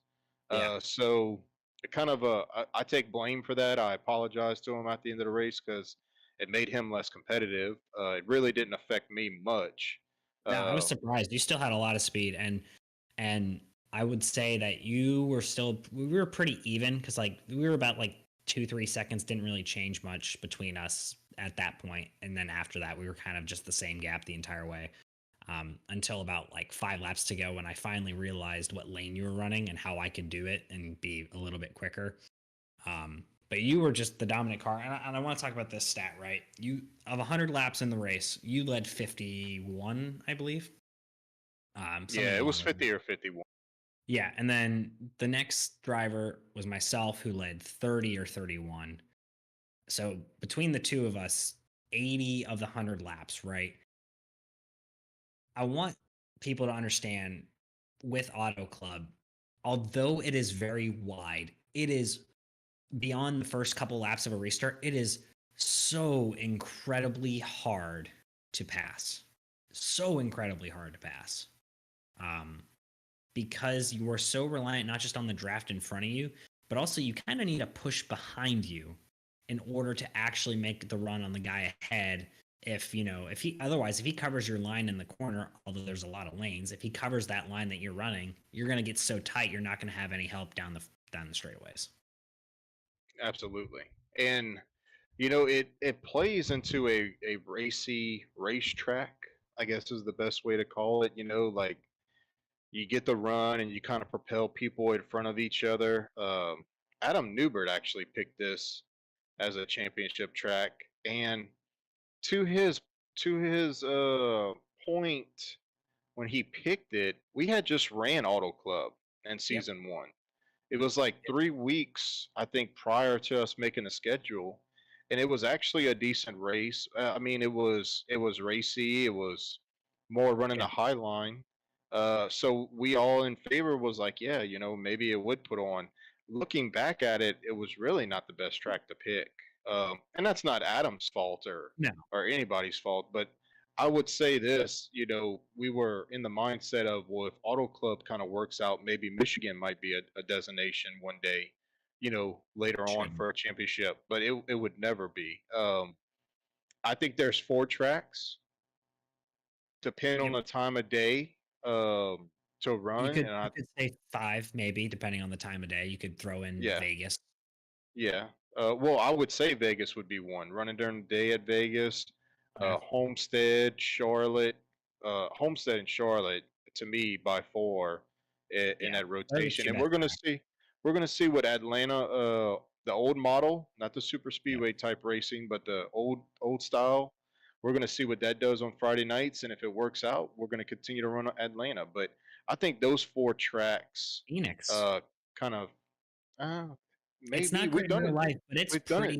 pretty racy in iRacing. We've done it before, but I mean, yeah, it could definitely make the rotation. I just think, depending on what happens with Texas or maybe Chicagoland during the day, but uh, Yeah, Chicago during the day, maybe. The night race wasn't that great. It wasn't a lot of yeah, passing after yeah. 5 laps. But yeah, I mean, look, that's why we kind of put it on data, data, and Yeah. kind of roll with it. You got to kind of do things right. We don't have the luxury of running these things. We run them during the regular season and think they're going to be great championship races, and then come to find out things happen in the race, and we're like, oh, maybe that wasn't a good idea. So, Yeah. but yeah, I do I want to mean, say that you were the dominant truck. You deserve the win, in my opinion. You were faster than everyone else out there. You put in the most time, the most effort. No one should take away from that win, even though the track was not the best. But you put in the effort. You kicked everybody's ass. Like short run, maybe I can compete for a win, but at that point, you're still going to win the title, in my opinion, because I still think you were the second fastest truck out there on the short run. But long run, you were just better than everyone else, and it wasn't even close. well, I'll tell you this: whenever you and I ran together the Taylor Peacock, Joey Doucette, his mom Robin Doucette's memorial race that Sunday, to raise money for that cause. Yeah. You and I went into a session after, and Adam Newton's kind of been helping me with the stant analyzer, of kind of just looking at the stints and kind of Right. seeing where's everybody at. And you and him and us three ran a good 20 to 25 laps. And he told me, he said, from lap 1 to 7, Tyler blew us out the water. He said from lap 7 to 18, you were the fastest. And from lap 19 above, Adam was the best. So the same thing kind of played into practice. Everybody was telling me, like, look, Tyler is the best truck for the first 8 laps. After Yeah. that, you were by far the best truck until lap 21, 22 into a run. But by that point, they won't even catch you. Yeah. So No, just keep and that's doing the what you're thing. doing. Yeah, Right. just keep doing what you're doing, and you're going to be fine. The only Well, thing that I was worried about was the decision to run 14 to 1 or 16 to 1. That was my biggest thing, was, do I run the 16? Do I run the 14? I went with 16, and it kind of played right into my favor of how the track drove. well, especially with how the final stage going green and how the long runs, I think 16 to 1 is way better for a longer run. Um, I will say Absolutely. also, with the field being so tight together on short runs, being the fastest, even by a lot on a short run, is not helpful. I think it's that mid to long run. And honestly, I'd argue, Brady, like watching the three of us do that one test session and watching, other laps, even after lap 21, you were probably still the fastest. And there isn't enough of a gap in times. Like just like there isn't a major difference in times in the first 8 laps of a run. After, the tires are overheated, there's not a big enough difference. It's that gap between when the tires reach their optimal temperature to when they burn out completely. How long you can maintain that optimal temperature in those tires, especially your right sides, that is your window where I believe personally the times from the fastest to the slowest guy are the widest margins. Absolutely. And the odd kind of thing about it is that, you know, Joey and I, even though he was labeled as Misfits Motorsports, and I was Mission One, Yeah. been running with me the past 5 weeks on my Discord channel. So we were sharing a bunch of notes, right? We were kind of considered ourselves an alliance, and I was honest with him, and he was honest with me, because at the end of the day, we kind of developed this friendship where it was like, hey, if I don't win it, I want you to win it, and it Right. was vice versa. And he kind of told me, and the thing we kind of harped on was the tire temperature on the right front, and he would That is just huge. beat me left and right. And I was like, man, I don't understand. I'm doing things better than you. But that's the thing that played a role. And to come race time, he was trying to figure out what I was doing. And I was trying to explain it to him, because my tire temps were like 10 degrees cooler than his. And Yeah. I just think that I told him, afterwards, I said, Joey, you kind of got caught up in that lap one deal.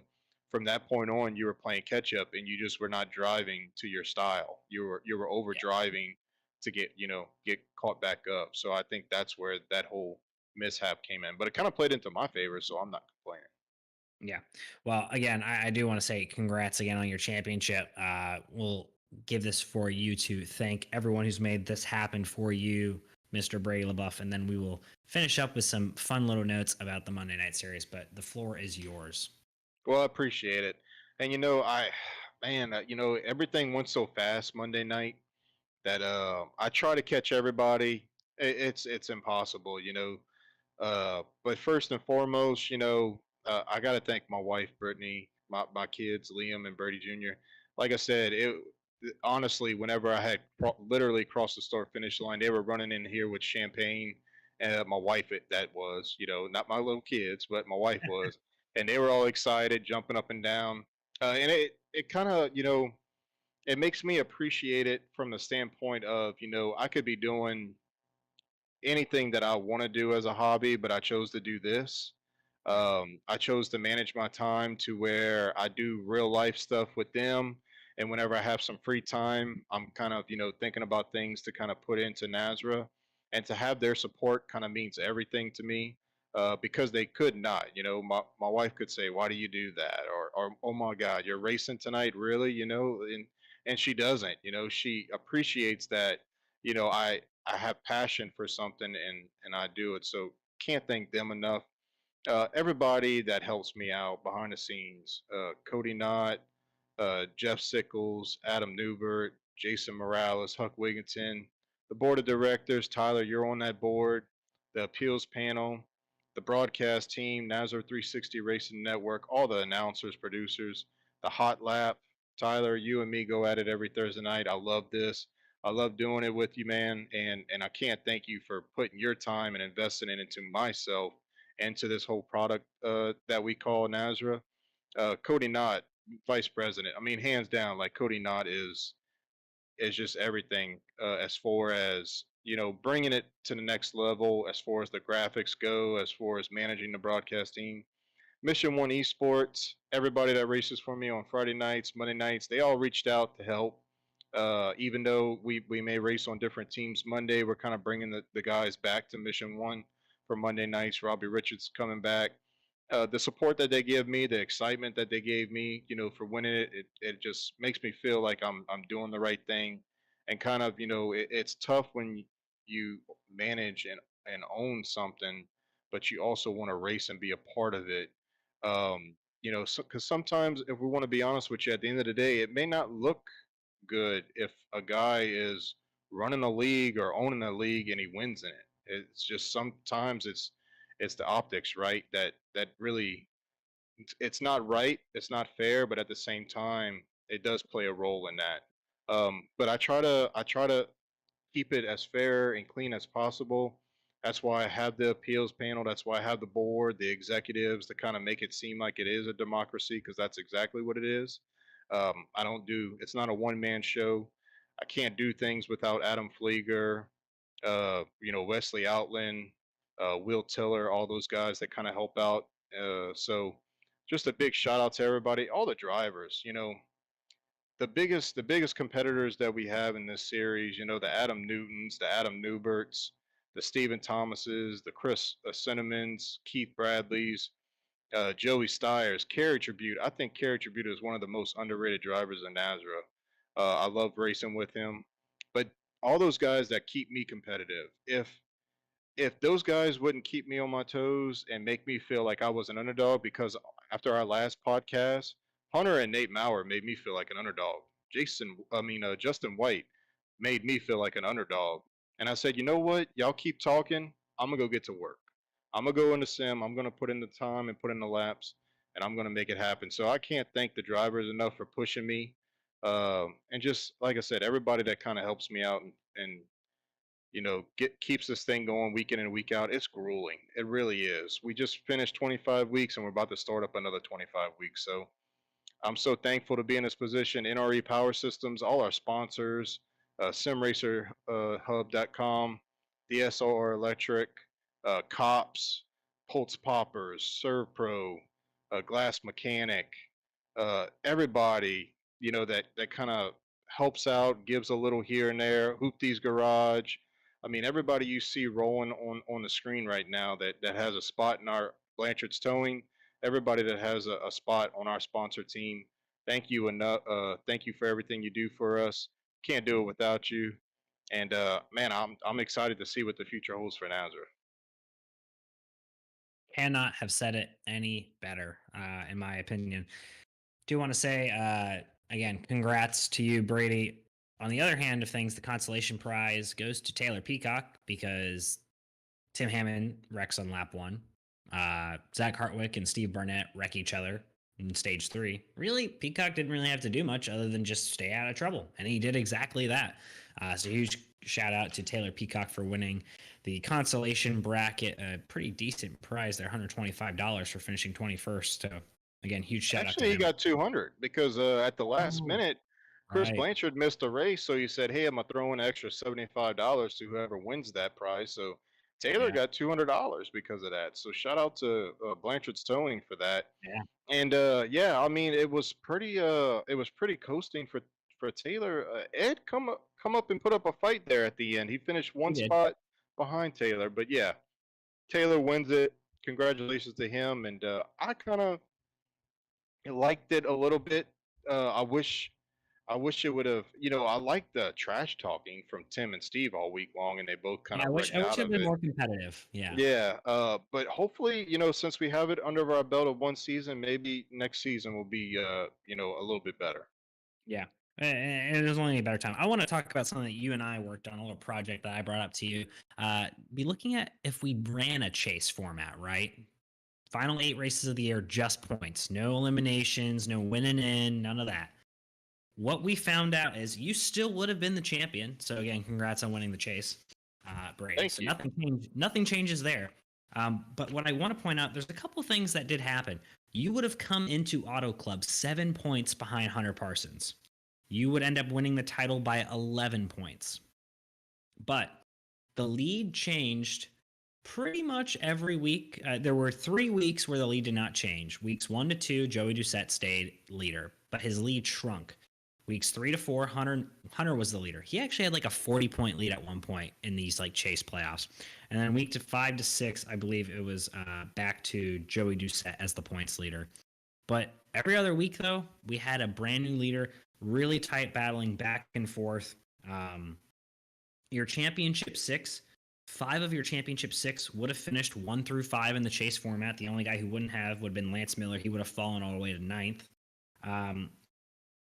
Final 10 guys would have filled in the other top 10 spots. We get rid of Blake Lothian as a part-timer, but interestingly enough, he ran 7 of the 8 races. He would have finished 12th. Raul Meza, who was a Final 14 driver, would have finished 11th, though, in points, so kind of fitting. Final 14, he fits there. And then you look at the next 2 full-timers who would have qualified under this chase. We're both knocked out in the first round. That'd be myself and Brian Chu, and actually even Robbie Richards, because Steve Barnett was in the Consi bracket, not the original playoff bracket. So after Raul Meza, your other 3 drivers that made the Final 14 that got eliminated in the Final 14 would have finished behind 3 of the drivers who were knocked out first round. So kind of just very interesting to look at, right? Obviously, most drivers ran 8 weeks. I only ran 6. Robbie Richards only ran 7. Jose Luis Rivera only ran 7. But still interesting to point out, champion would have been the same, but we would have had a lot of back and forth and a lot of moving pieces throughout if we had a chase format. Yeah, and I mean, I hurried up and kind of uploaded that for you because you want to look at it. And I wasn't able to kind of delete a lot of people, like Blake, for instance. He would have been deleted out of it, so you couldn't really see it. I just kind of kept it all. Yeah, but that's fine. It's interesting to But look at. yeah, absolutely. And I was really, really intrigued to see it too, because yeah, I do come out on top. So nothing would have changed in that aspect. the drivers are going to say, well, if it was set up that way, I wouldn't have raced like that, or I wouldn't have I done wouldn't have this, and just I sat wouldn't in have the done back of that. Talladega, but at Correct. the end of the day, that doesn't matter, right? It's Right. just something to look at as a data point. And honestly, if the drivers did race more competitively, it probably would have been an even tighter points finish instead of, you winning by 11, maybe you win by 2 or 3 or whatever. Correct. Correct. Absolutely. The staggering note, because I did not. Now, I mean, I'm not trying to toot my own horn, but the reason why I enjoyed doing it was because it kind of showed you a little bit of how good I really ran throughout the playoffs. Like You were I consistent. 5 top think 10s, 3 top 5s. I think the only bad race I had was Darlington, where I had the pedal issue. Yeah. But uh, the the stage points, the bonus points, 130, most out of 130. any driver. Yep. I mean, that was the staggering number for me. I almost, when I was uploading it, I was like, oh, well, it's either Hunter Parsons or Joey Doucette that's going to get the champion. I still come out 11 points ahead, but it was the stage points and the bonus points that kind of kept me up there. Did. Yeah, the next person with the bonus points would be Hunter Parsons, stage points, bonus points. He had 102. Joey Doucette had 99. Huge shout out to Nate Maurer just because of his finishes, right? He only had 48 bonus points, including stage points in the theoretical chase, but he's the only driver to finish in the top 10 in every single race in the chase. Absolutely. 7 Absolutely. top 5s as well. Huge shout out to him. Mega props. And to our point, the whole reason why we kind of thought about this as a project is because this is going to be what we based off 7 through 20 next season. Like, Yep. we're going to upload the race and have a chase format. We're going to delete the guys, right? So there's only going to be what, 13 guys that's going to be on this document. 14, But 14, yeah.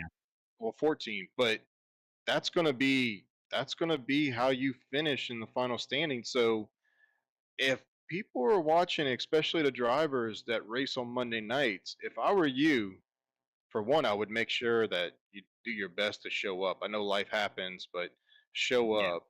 And two, if you look at the data on the top three and you look at the bonus points, get your stage points, get your bonus points, because even though you get knocked out of the playoffs, you still Mhm. have something to fight for. Yeah. Yeah. Again, also want to shout out Joey Styres. He actually would have tied with Justin White with points, although he would have lost the tiebreaker on stage points and best finish, I believe. But they both had 330 points in the 8 races they ran. Yeah, just really, really interesting. We do need to move on to the AP drivers poll. This will not be the poll, though. Results I'll be giving for this week. This is going to be for last week, so this will be post Talladega pre-championship run by Brady LaBeouf. So prior to Monday's race, the polls came out as this: Hunter Parsons was voted the number 1 driver with 3 first place votes. Number 2, Brady would be yourself with only 1 first place vote. Joey Doucette was 3rd with 2 first place votes. Lance Miller, the 4th rated driver, with 1 first place vote. And Nate Maurer was number 5. Now, this ballot also was on the old balloting system where we only chose 5 drivers, not 10. And no driver appeared on every single ballot on the last poll. I will tell you right now, Brady, there are 2 drivers who have appeared so far on every ballot. But if you have not yet voted, voting does not close until Saturday night at midnight. So please vote if you are in the Monday night series. It's in the driver poll in the Discord. Please vote. We have, I think, 8 votes so far, maybe 9. We'd like to get, another like 10. We'd like to have like 20 votes. Yeah, and hopefully this kind of takes off a little bit, as we started the season 3 for Mondays. Hopefully we get a little bit more attendance on this. And it kind of I think it's fun. Like, it kind of brings the football kind of atmosphere into what we do on the racing side of things. So yeah, guys, get involved and vote. It's not hard. It literally took me 10 seconds to do. I mean, as long as you follow the races, follow Nazareth, you know who's running up front. You know who's getting in there. Yep. Huge shout out to Robbie Richards, by the way, for finishing 7th in the championship by throwing a very well timed block on me on the front straightaway. Just he ran a great race, ran me down past me, and then I was able to catch up as him and Brian Shu were battling late. But huge shout out to him for finishing 7th, the best of the drivers who were eliminated in the playoffs earlier on. Now at this time, any silly season news that's going out? Obviously, we've already talked about Kerry Tribune is moving over to Highline Racing. Nate Maurer is going over to Swim, I believe, right, Brady? As is Justin White. That team is stacked. I mean, you got Nate Maurer, Justin White, Adam Newton, Adam Newbert, Joey Stiers. I mean, I feel like that's too many stars. We're gonna have some conflict. Absolutely. That's to my point, right? Only one or two of them, I believe, can get into the championship six. So we're going to see which ones it happens to be. But in another development story, Chrome Racing, Adam Newton and Adam Newbert kind of join forces and says, "Hey, there's not enough room for you on swim, but we're going to start a new team." So you got Fred Lester, Jose Luis Rivera joins that team with That's Adam an Newbert. interesting ad because Yeah. I've never figured those two would want to sign Jose to a team. Well, I can say that I may have had a little insight on that, and kind of making that team kind of begin and grow. I think they're going to add a couple of more drivers. So Chrome Racing is going to be interesting. Redline, that kind of fell apart. It's coming back with Jacob Klinghart. Ryan Twynham is going to join that team. Yeah, Twynham, yeah. Mark Morton is going to be, a name that you're going to hear a lot. I think he's going to be really competitive. So he's on Redline. Upfront's coming to Mondays officially. Upfront is officially coming to Mondays, and I think they're going to be that team. Yeah, I think they're going to be competitive. High Side Hustlers, some new faces coming over to Nazareth. You got Jason Bridges, Travis Twitty. You got a couple of guys over there that that we've never raced with before, but we hear good things about them. So Jacob Reeves joining M1, Robbie Richards coming back to M1. We haven't really even talked about Brian Chu, who stays with Sick With It Motorsports. How is he going to grow with a team that adds, Justin White and Nate Maurer? So that's going to be interesting to watch. Wait a second. The numbers don't add up there. Is Joey Stiers staying with Rev Racing? Did we mess something up? Because that would be 6 full timers on swim if Brian Chu's staying. No, you got Brian Chu, Newton, Stiers, White, and Maurer. That's 5. Oh, Newbert's going to this team that he's created. Newbert's on Chrome. Okay, that's where we were messing up. Okay, I thought Newbert was going back to swim. Interesting. No. Yeah. Is that is Jeff Sickles still part of that Chrome team, or is this like just an offshoot that two of his drivers are doing? This would be swim is Jeff Sickles and Chrome is going to be Newbert and Newton. So it's almost like a second swim team, but they're calling it Chrome. Huh. So it's kind of like 2311 is to Joe Gibbs. Correct. I would say 2311 is probably more independent now, but yeah. And Warrior, has some new faces with Jesse Sorge is coming back to Nazareth, so they'll have some Lance Miller. Yeah, Lance Miller. So I mean, a lot of silly season going on. It's going to be interesting to watch. Dana Shepard comes to Monday nights. He's going to be racing on Red Line with his buddy Jacob Klinghart from Depth Racing. Okay, I was wondering where he was going. He hasn't told me about that, which I'm a little bit hurt. He hasn't said anything to me. Yeah. Whatever. So yeah, it's going to be very, very interesting to see how this kind of all plays out and how you see what season 4 is going to unfold as these guys are racing. Yeah, there's a lot of moving pieces. I'm actually just looking at it all now, and it's a lot. We'll have to do probably a show that's just a preview for the Monday night season 3. Yeah, Phil Pappas comes to Mission 1 Esports. That's a big get. BP Racing for Autism on Fridays, Mission 1 on Mondays. Yeah, we'll obviously discuss more silly season news before the opening race at Daytona. That'll be more to discuss, and we'll probably maybe each week do 2 teams to discuss and expectations for those teams. I think that could be a fun thing for the next 4 weeks. Absolutely. Now it's time for the final lap, huh? Oh yeah, it's time for the final lap. We've been going long. Our poor producer Cody Knott's probably like, these guys just need to shut up. But yeah, let's hit the final lap. 15 minutes on the clock. First topic, pick your first 6 drivers out on Fridays. Oh, wow. wow. Okay, hold on. Let me pull it up. I got it right here. So I'm looking at this as they sit. Michael McKinnon's 20th, Cody Knott's 19th, Dana Shepard's 18th, Zach Hartwood's 17th, Taylor Peacock's 16th, Robbie Richards is 15th. Wow. Okay. Well, I'm gonna go and say Ed in the 14th seed is gonna not make it. Really? Jacob Okay. Klinghardt in the 13th seed's not gonna make it. Hmm.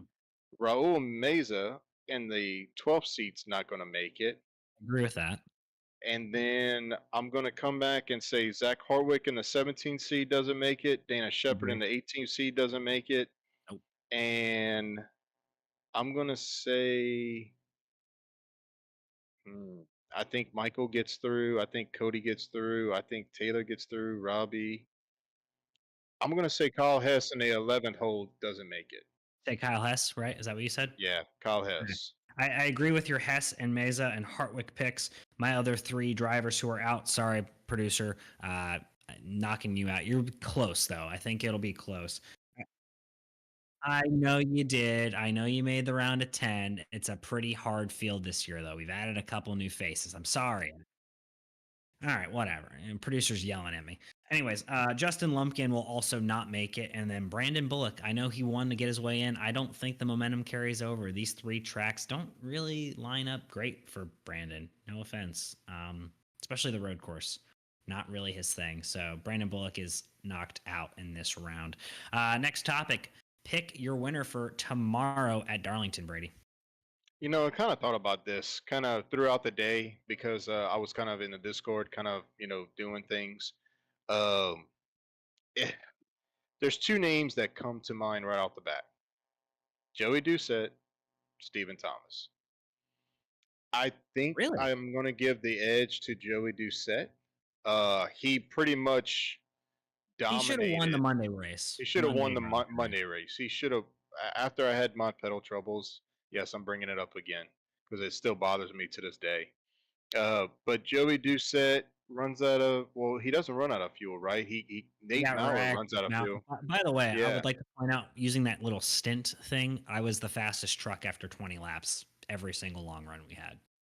So, those two names come to mind. I'm going to give the edge to Stephen Thomas. Okay. I think Stephen Thomas gets it done. I think he wants to set the. I think Stephen has something to prove, right? We've seen him early on in the year get suspended a race, Yeah. just a Wow. bad ordeal. He had about 3 or 4 bad stretches of races, with some penalties and whatnot. Kind of got it cleared up. I think he's kind of getting back into his old Stephen Thomas self. I think he has something to prove, so I'm gonna pick Stephen Thomas for Friday night, tomorrow I night. think Keith Bradley ran a race here one point where he had to like start from pit lane or he had a penalty and then he still beat the field by 14 seconds. Keith Bradley is He lost packet, got disconnected from his yeah, he got internet, was like disconnected, 3 laps came back, down. yeah, and still won the race. Keith Now, Bradley's going to now, since you bring that up, take though, him to we've school. got to kind of paint the picture, though. I mean, It wasn't a the super field, strong the, field. the field did not do anything for Keith. We wrecked out. It was like the Vegas race, right? All I the missed that the one, heavy so hitters, I yeah, missed that all one. the heavy hitters wrecked out, and it was just caution fest after caution. And Keith was able to get all his laps back, and was the only one really with no damage because he was sitting on pit road. Yeah. So yeah, he kind of won that one. Still, he's super fast there. I don't think he loses packet this time. I think he qualifies top 3, and I think he just takes them all to school. Yeah. No Chris Next, Sentiment. he's got to prove to me he can finish a race before we get back on that whole love affair, Brady. All right, pick your 3 NASCAR champions. We'll start with the Truck Series. They just finished up practice a little bit ago. Yeah, who's your Truck Series champion? Well, the producer Cody Knott was stealing all my picks early on when we were talking about this pre-show. Yeah, he took Uh, Carson Hocevar. yeah, but I'm not shying away. Corson Hocevar is my truck champion. Sam Mayer is my Xfinity champion, and I'm going William Byron as my Cup champion. 75% of that field is going to win, has the potential chance to win their first championship. Kyle Larson is the only one that has a championship under his belt. So it's kind of in the favor of Bell, Blaney, and Byron getting it. I think William Byron is going to steal the show and win the championship on the Cup side. Wow, so you have William Byron sweeping Phoenix this year. I just want to point out of the championship drivers in trucks, it was who was it? It was Hocevar, it was Rhodes, it was Enfinger, and it was Corey Heim, I think. Corey Heim's the only one who was top 10 in practice. Um, Carson Hocevar was 20 something in practice. So just for you Yeah, Carson Hocevar fans out there, he's got some work to do on that truck. and Corey Haim's going to be tough. He is going to be tough. I think he has a great shot at I doing think it. he's going to be tough, but I'm going to take the guy who's won a championship before in the truck series. I'm going to take Ben Rhodes. He's won one at Phoenix before. He knows how to get it done. And honestly, I just want another one of those championship interviews where he's just drunk as could be in front of the mic, because that was the most entertaining thing I've seen in years. My Xfinity champion, I'm worried about this because Sammy Smith said he doesn't have a teammate at Phoenix after how they raced each other last week in Martinsville. Also, by the way, Sammy Smith, my pick to win last week, was the fastest driver and got screwed by Xfinity stupidity. He was killing everybody. But Absolutely, absolutely. I do think his teammate John Hunter Nemechek wins the championship. Those two were the fastest when they raced here earlier this year. I don't think anyone catches the Toyotas. Those probably finish 1-2, barring any late race antics again. My cup pick, Ryan Blaney, hottest driver right now, the championship four, by far. I mean, he's just been running lights out recently. I think Penske goes back to back with Logano and then Blaney. I don't see any big changes happening there. Our next topic. Ryan Blaney scares me though, and I'm gonna tell you why. It's just you just never know which one he's gonna show up. Is it gonna be the Ryan Blaney that's been competitive as we've seen, or the Brian Blaney that we've seen struggle in the past? And it's just I know he's ran well. He finished second at Phoenix. Really, all the championship four drivers, they all started in the top 10 and all finished in the top. I want to say 8 Yeah. back in the spring, back in They did. March. They were So all they were all top there. 6 actually, and the Yeah. other two drivers in the top 6 were Tyler Reddick and Kevin Harvick. Yeah. So I mean, they all ran up front there in Phoenix, but I think Ryan Blaney and Christopher Bell kind of, I think, and this is not against anything as far as, oh, look, Leo. Hello, Cat. He's trying to get the car. Yeah. But no, I think William Byron gets it done. Yeah, I mean he's a strong pick. I do think though Blaney has something for him. Very cute cat, by the way, Brady. Can you repeat as champion next season on Monday nights? Ooh, man, this is a tough one. I mean, obviously, until somebody knocks me off, just like until I knocked off Adam Newbert, right? I'm the favorite. Right. I think it's going to be tough. I think it's going to be harder season 3 than it is season 2. And I'm going to tell you why. You know, I don't ever look at it as, oh, well, next season, Hunter Parsons, Joey Doucette, Nathan Maurer, Justin White's going to be my biggest competition, Lance Miller. There's a lot of people that didn't make that championship 6 that deserve to have a spot. Starting with you, starting with Joey Steyer, starting with I'm not going to be Adam there next Newbert. season anyway. I know, but Adam Newton's going to be tough. Plus, with all the new guys joining, Jacob Reeves joining, um, you know, Cole for Highline, Jason Morales is going to get better. Kerry Tribute's going to get better. Everybody's going to get better. It's going to be. I'm going to say no. I'm going to say no that I don't repeat. Just for the simple fact is not because I don't believe that I can do it, because I know I can. But it's just going to be so tough with all the drivers. Newbert's coming back. Yeah. And it's just going to be really tough. I I also think Joey Doucette has a lot that he's going to be. He's going to have a lot that he's going to be one. He's going to be hungry. Let's just say that Joey Well, he Doucette's going to finished be second at very hungry. Charlotte, which is where the championship race is. Finished second to Steve Barnett. I'm going to say a Highline Racing driver wins the title next year because if we look at the Charlotte results from this season, I wasn't even there, and 3 of the top 5 were Highline Racing drivers. Steve Barnett gets the win, Hunter Parsons 3rd, Jason Morales 5th. But your other 2 top 5, Joey Doucette and Nate Maurer. So I think one of those top 5, if they make the champ 6 race at Charlotte, will win the title. You could flip a coin, really, if you wanted to get into it. Will Denny Hamlin ever win a title? We have 5 minutes left. Will Denny Hamlin ever win a Cup title, Brady? Oh man, I mean, you would think that he would have by now, right? With all the success that he's ever had. I mean, Daytona 500. I mean, what Cup race hasn't he won? You know, you can't really think of too many that he hasn't won at what track. Um, but when it comes down to this, and it just comes down to crunch time, he seems to not uh, have much success. I mean, getting knocked out at Mortonsville. I The mean, playoff it has to system be. doesn't fit him well, is what I've Yeah, noticed. yeah, and but still, you would think that he would still make it to the final four, like he has, He has and you quite a would few think times, that actually. he would be, competitive at a place like Phoenix. But He could go out and I win this week, just, and I wouldn't be shocked. oh, absolutely. But I don't think that he does. I think Denny Hamlin goes down just like the Mark Martin. The only thing he doesn't have to his resume is a championship. He'll probably be.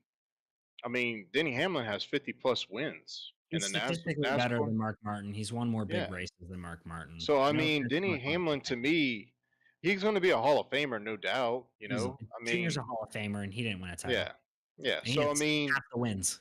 so it just, I just don't. I think the curse of not winning a championship will carry on with Denny Hamlin's career. I just don't see him ever winning one. I think if Because I there's a mean, time's change, not on his side. I mean, if we no, were talking about a 25, 30-year-old Denny Hamlin, yeah, it'd he's be got what different. five But what? 5 years left, probably, maybe. Maybe, but I would say maybe 2 to 3 competitive years at most, Eh, because he's gonna do like everybody else and stretch it out and race probably an extra 2 to 3 years that he probably shouldn't, you probably. know. But he's not going to get out whenever he should get out, so he's going to race an extra 2 or 3 years. So I say 2 more years of competitiveness, and then he's out. I mean, look at the drivers that you have younger than him that's coming up, This making a is the name for youngest Final themselves. Four ever in Cup Series history, by the Yeah. way. So I mean, and I don't see William Byron getting worse. I don't see Ryan Blaney getting worse. Christopher Bell or Kyle Larson getting worse. And I only see people like Chase Elliott getting better, Ross Chastain getting better, Tyler Reddick. I Definitely. mean, all these guys are going to get better, and I think Denny's going to get not worse, but it's just he's not going to get he's not going to be able to compete with these guys much longer. Yeah, we'll see. I think maybe the tracks would have to change in order for him to win a title. That's just personally me. Back to Richard Childress. This conversation topic, was we only have 2 minutes left, came from my father, who said Richard Childress would be nothing without Dale Earnhardt. Do you agree or disagree with that statement? I mean, yes and no. I mean, yes, Dale Earnhardt Sr., that is, put Richard Childress on the map, made him iconic, and legendary, because you never say Dale Earnhardt Sr. without saying Richard Childress. You never say Richard Childress without saying Dale Earnhardt Sr. It's kind of like Senior won a the title whole, without him, though. One of his 7 well, titles was not with RCR. right, right. But what I'm getting at is, I'm talking the after fact. Yeah. The just the after the fact of all this, coming out. We stay close to the stories of Dale Earnhardt Sr. by getting them through Richard Childress. It's kind of like where I'm kind of going with this. Yeah. So that's where the relationship with Dale Earnhardt Jr. You know, kind of plays into a role. But yes, Richard Childress Racing, to my knowledge, once they lost Kevin Harvick, to me is irrelevant. They Yeah. are the lower tier. I know they got Kyle Busch back. He's done great things so far. 3 But wins, but was knocked out in the round of 12. exactly. And they just, whenever I think of NASCAR Cup teams, I think of Hendrick Motorsports, Joe Gibbs Racing, and Penske. Yep, I agree. Everybody after that to me is a lower tier racing team. Yep. Yeah. Here's my thing with RCR. RCR has 116 wins in the Cup Series. 67 of them were with Dale Sr. All 6 titles for RCR in the Cup Series are with Dale Sr. The next driver with wins in the Cup Series, like ranking wise, Kevin Harvick had 23. You have to go all the way down to Clint Boyer, third driver most Cup wins with RCR. He had only 5. Clint Boyer is their third best driver statistically in RCR history. That tells you all I think you need to know about RCR, and they would not be existent, in my opinion, without Dale Sr. And also, doesn't seem like a fun place to race right now. They got Jesse Love and Austin Hill just kind of annoys the crap out of me, and I think he's a big crybaby. He may be a big farm guy, but man, he likes to complain a lot. Absolutely. But yeah, I would say they are. I would agree. I would agree with your father on that one. Yeah, well, we're not going to get to any new rules in NASCAR. We can discuss that next week because we have a little bit of time before the Monday series officially kicks off. We do want to thank everyone for tuning in. Again, congrats to our Season 2 SimRacerHub.com Truck Series champion, the driver, the number 24 Mission 1 Esports, Brady LaBeouf. Thanks again, Jason Morales, for joining us on the Hot Lap as well, your team leader, driver, the number 5 Highline Racing entry. And a huge shout out to Michael McKinnon for getting us that playoff driver video for tomorrow night's Concerns of Police Survivors Truck Series as they kick off their playoffs at Darlington. Tune in at 9 o'clock. Will Tiller will be on the call. I may be on the call, yet to decide if Jacob Reeves is going to run or if he wants to call the race. Could be a lot of fun up in the booth. We'll see how that plays out. But again, we appreciate y'all tuning in. Hopefully these will be a little bit more regular. Should have hopefully a show next week. May have to change the day or the time just because there's a couple moving pieces next week, Brady. But we appreciate you. We appreciate our producer, Cody Knott, for dealing with us for as long. And again, huge shout out to our wives who are super supportive of both of us and allowing to do this show. And appreciate y'all tuning in. Hope to see you all next week on the Hot Lap.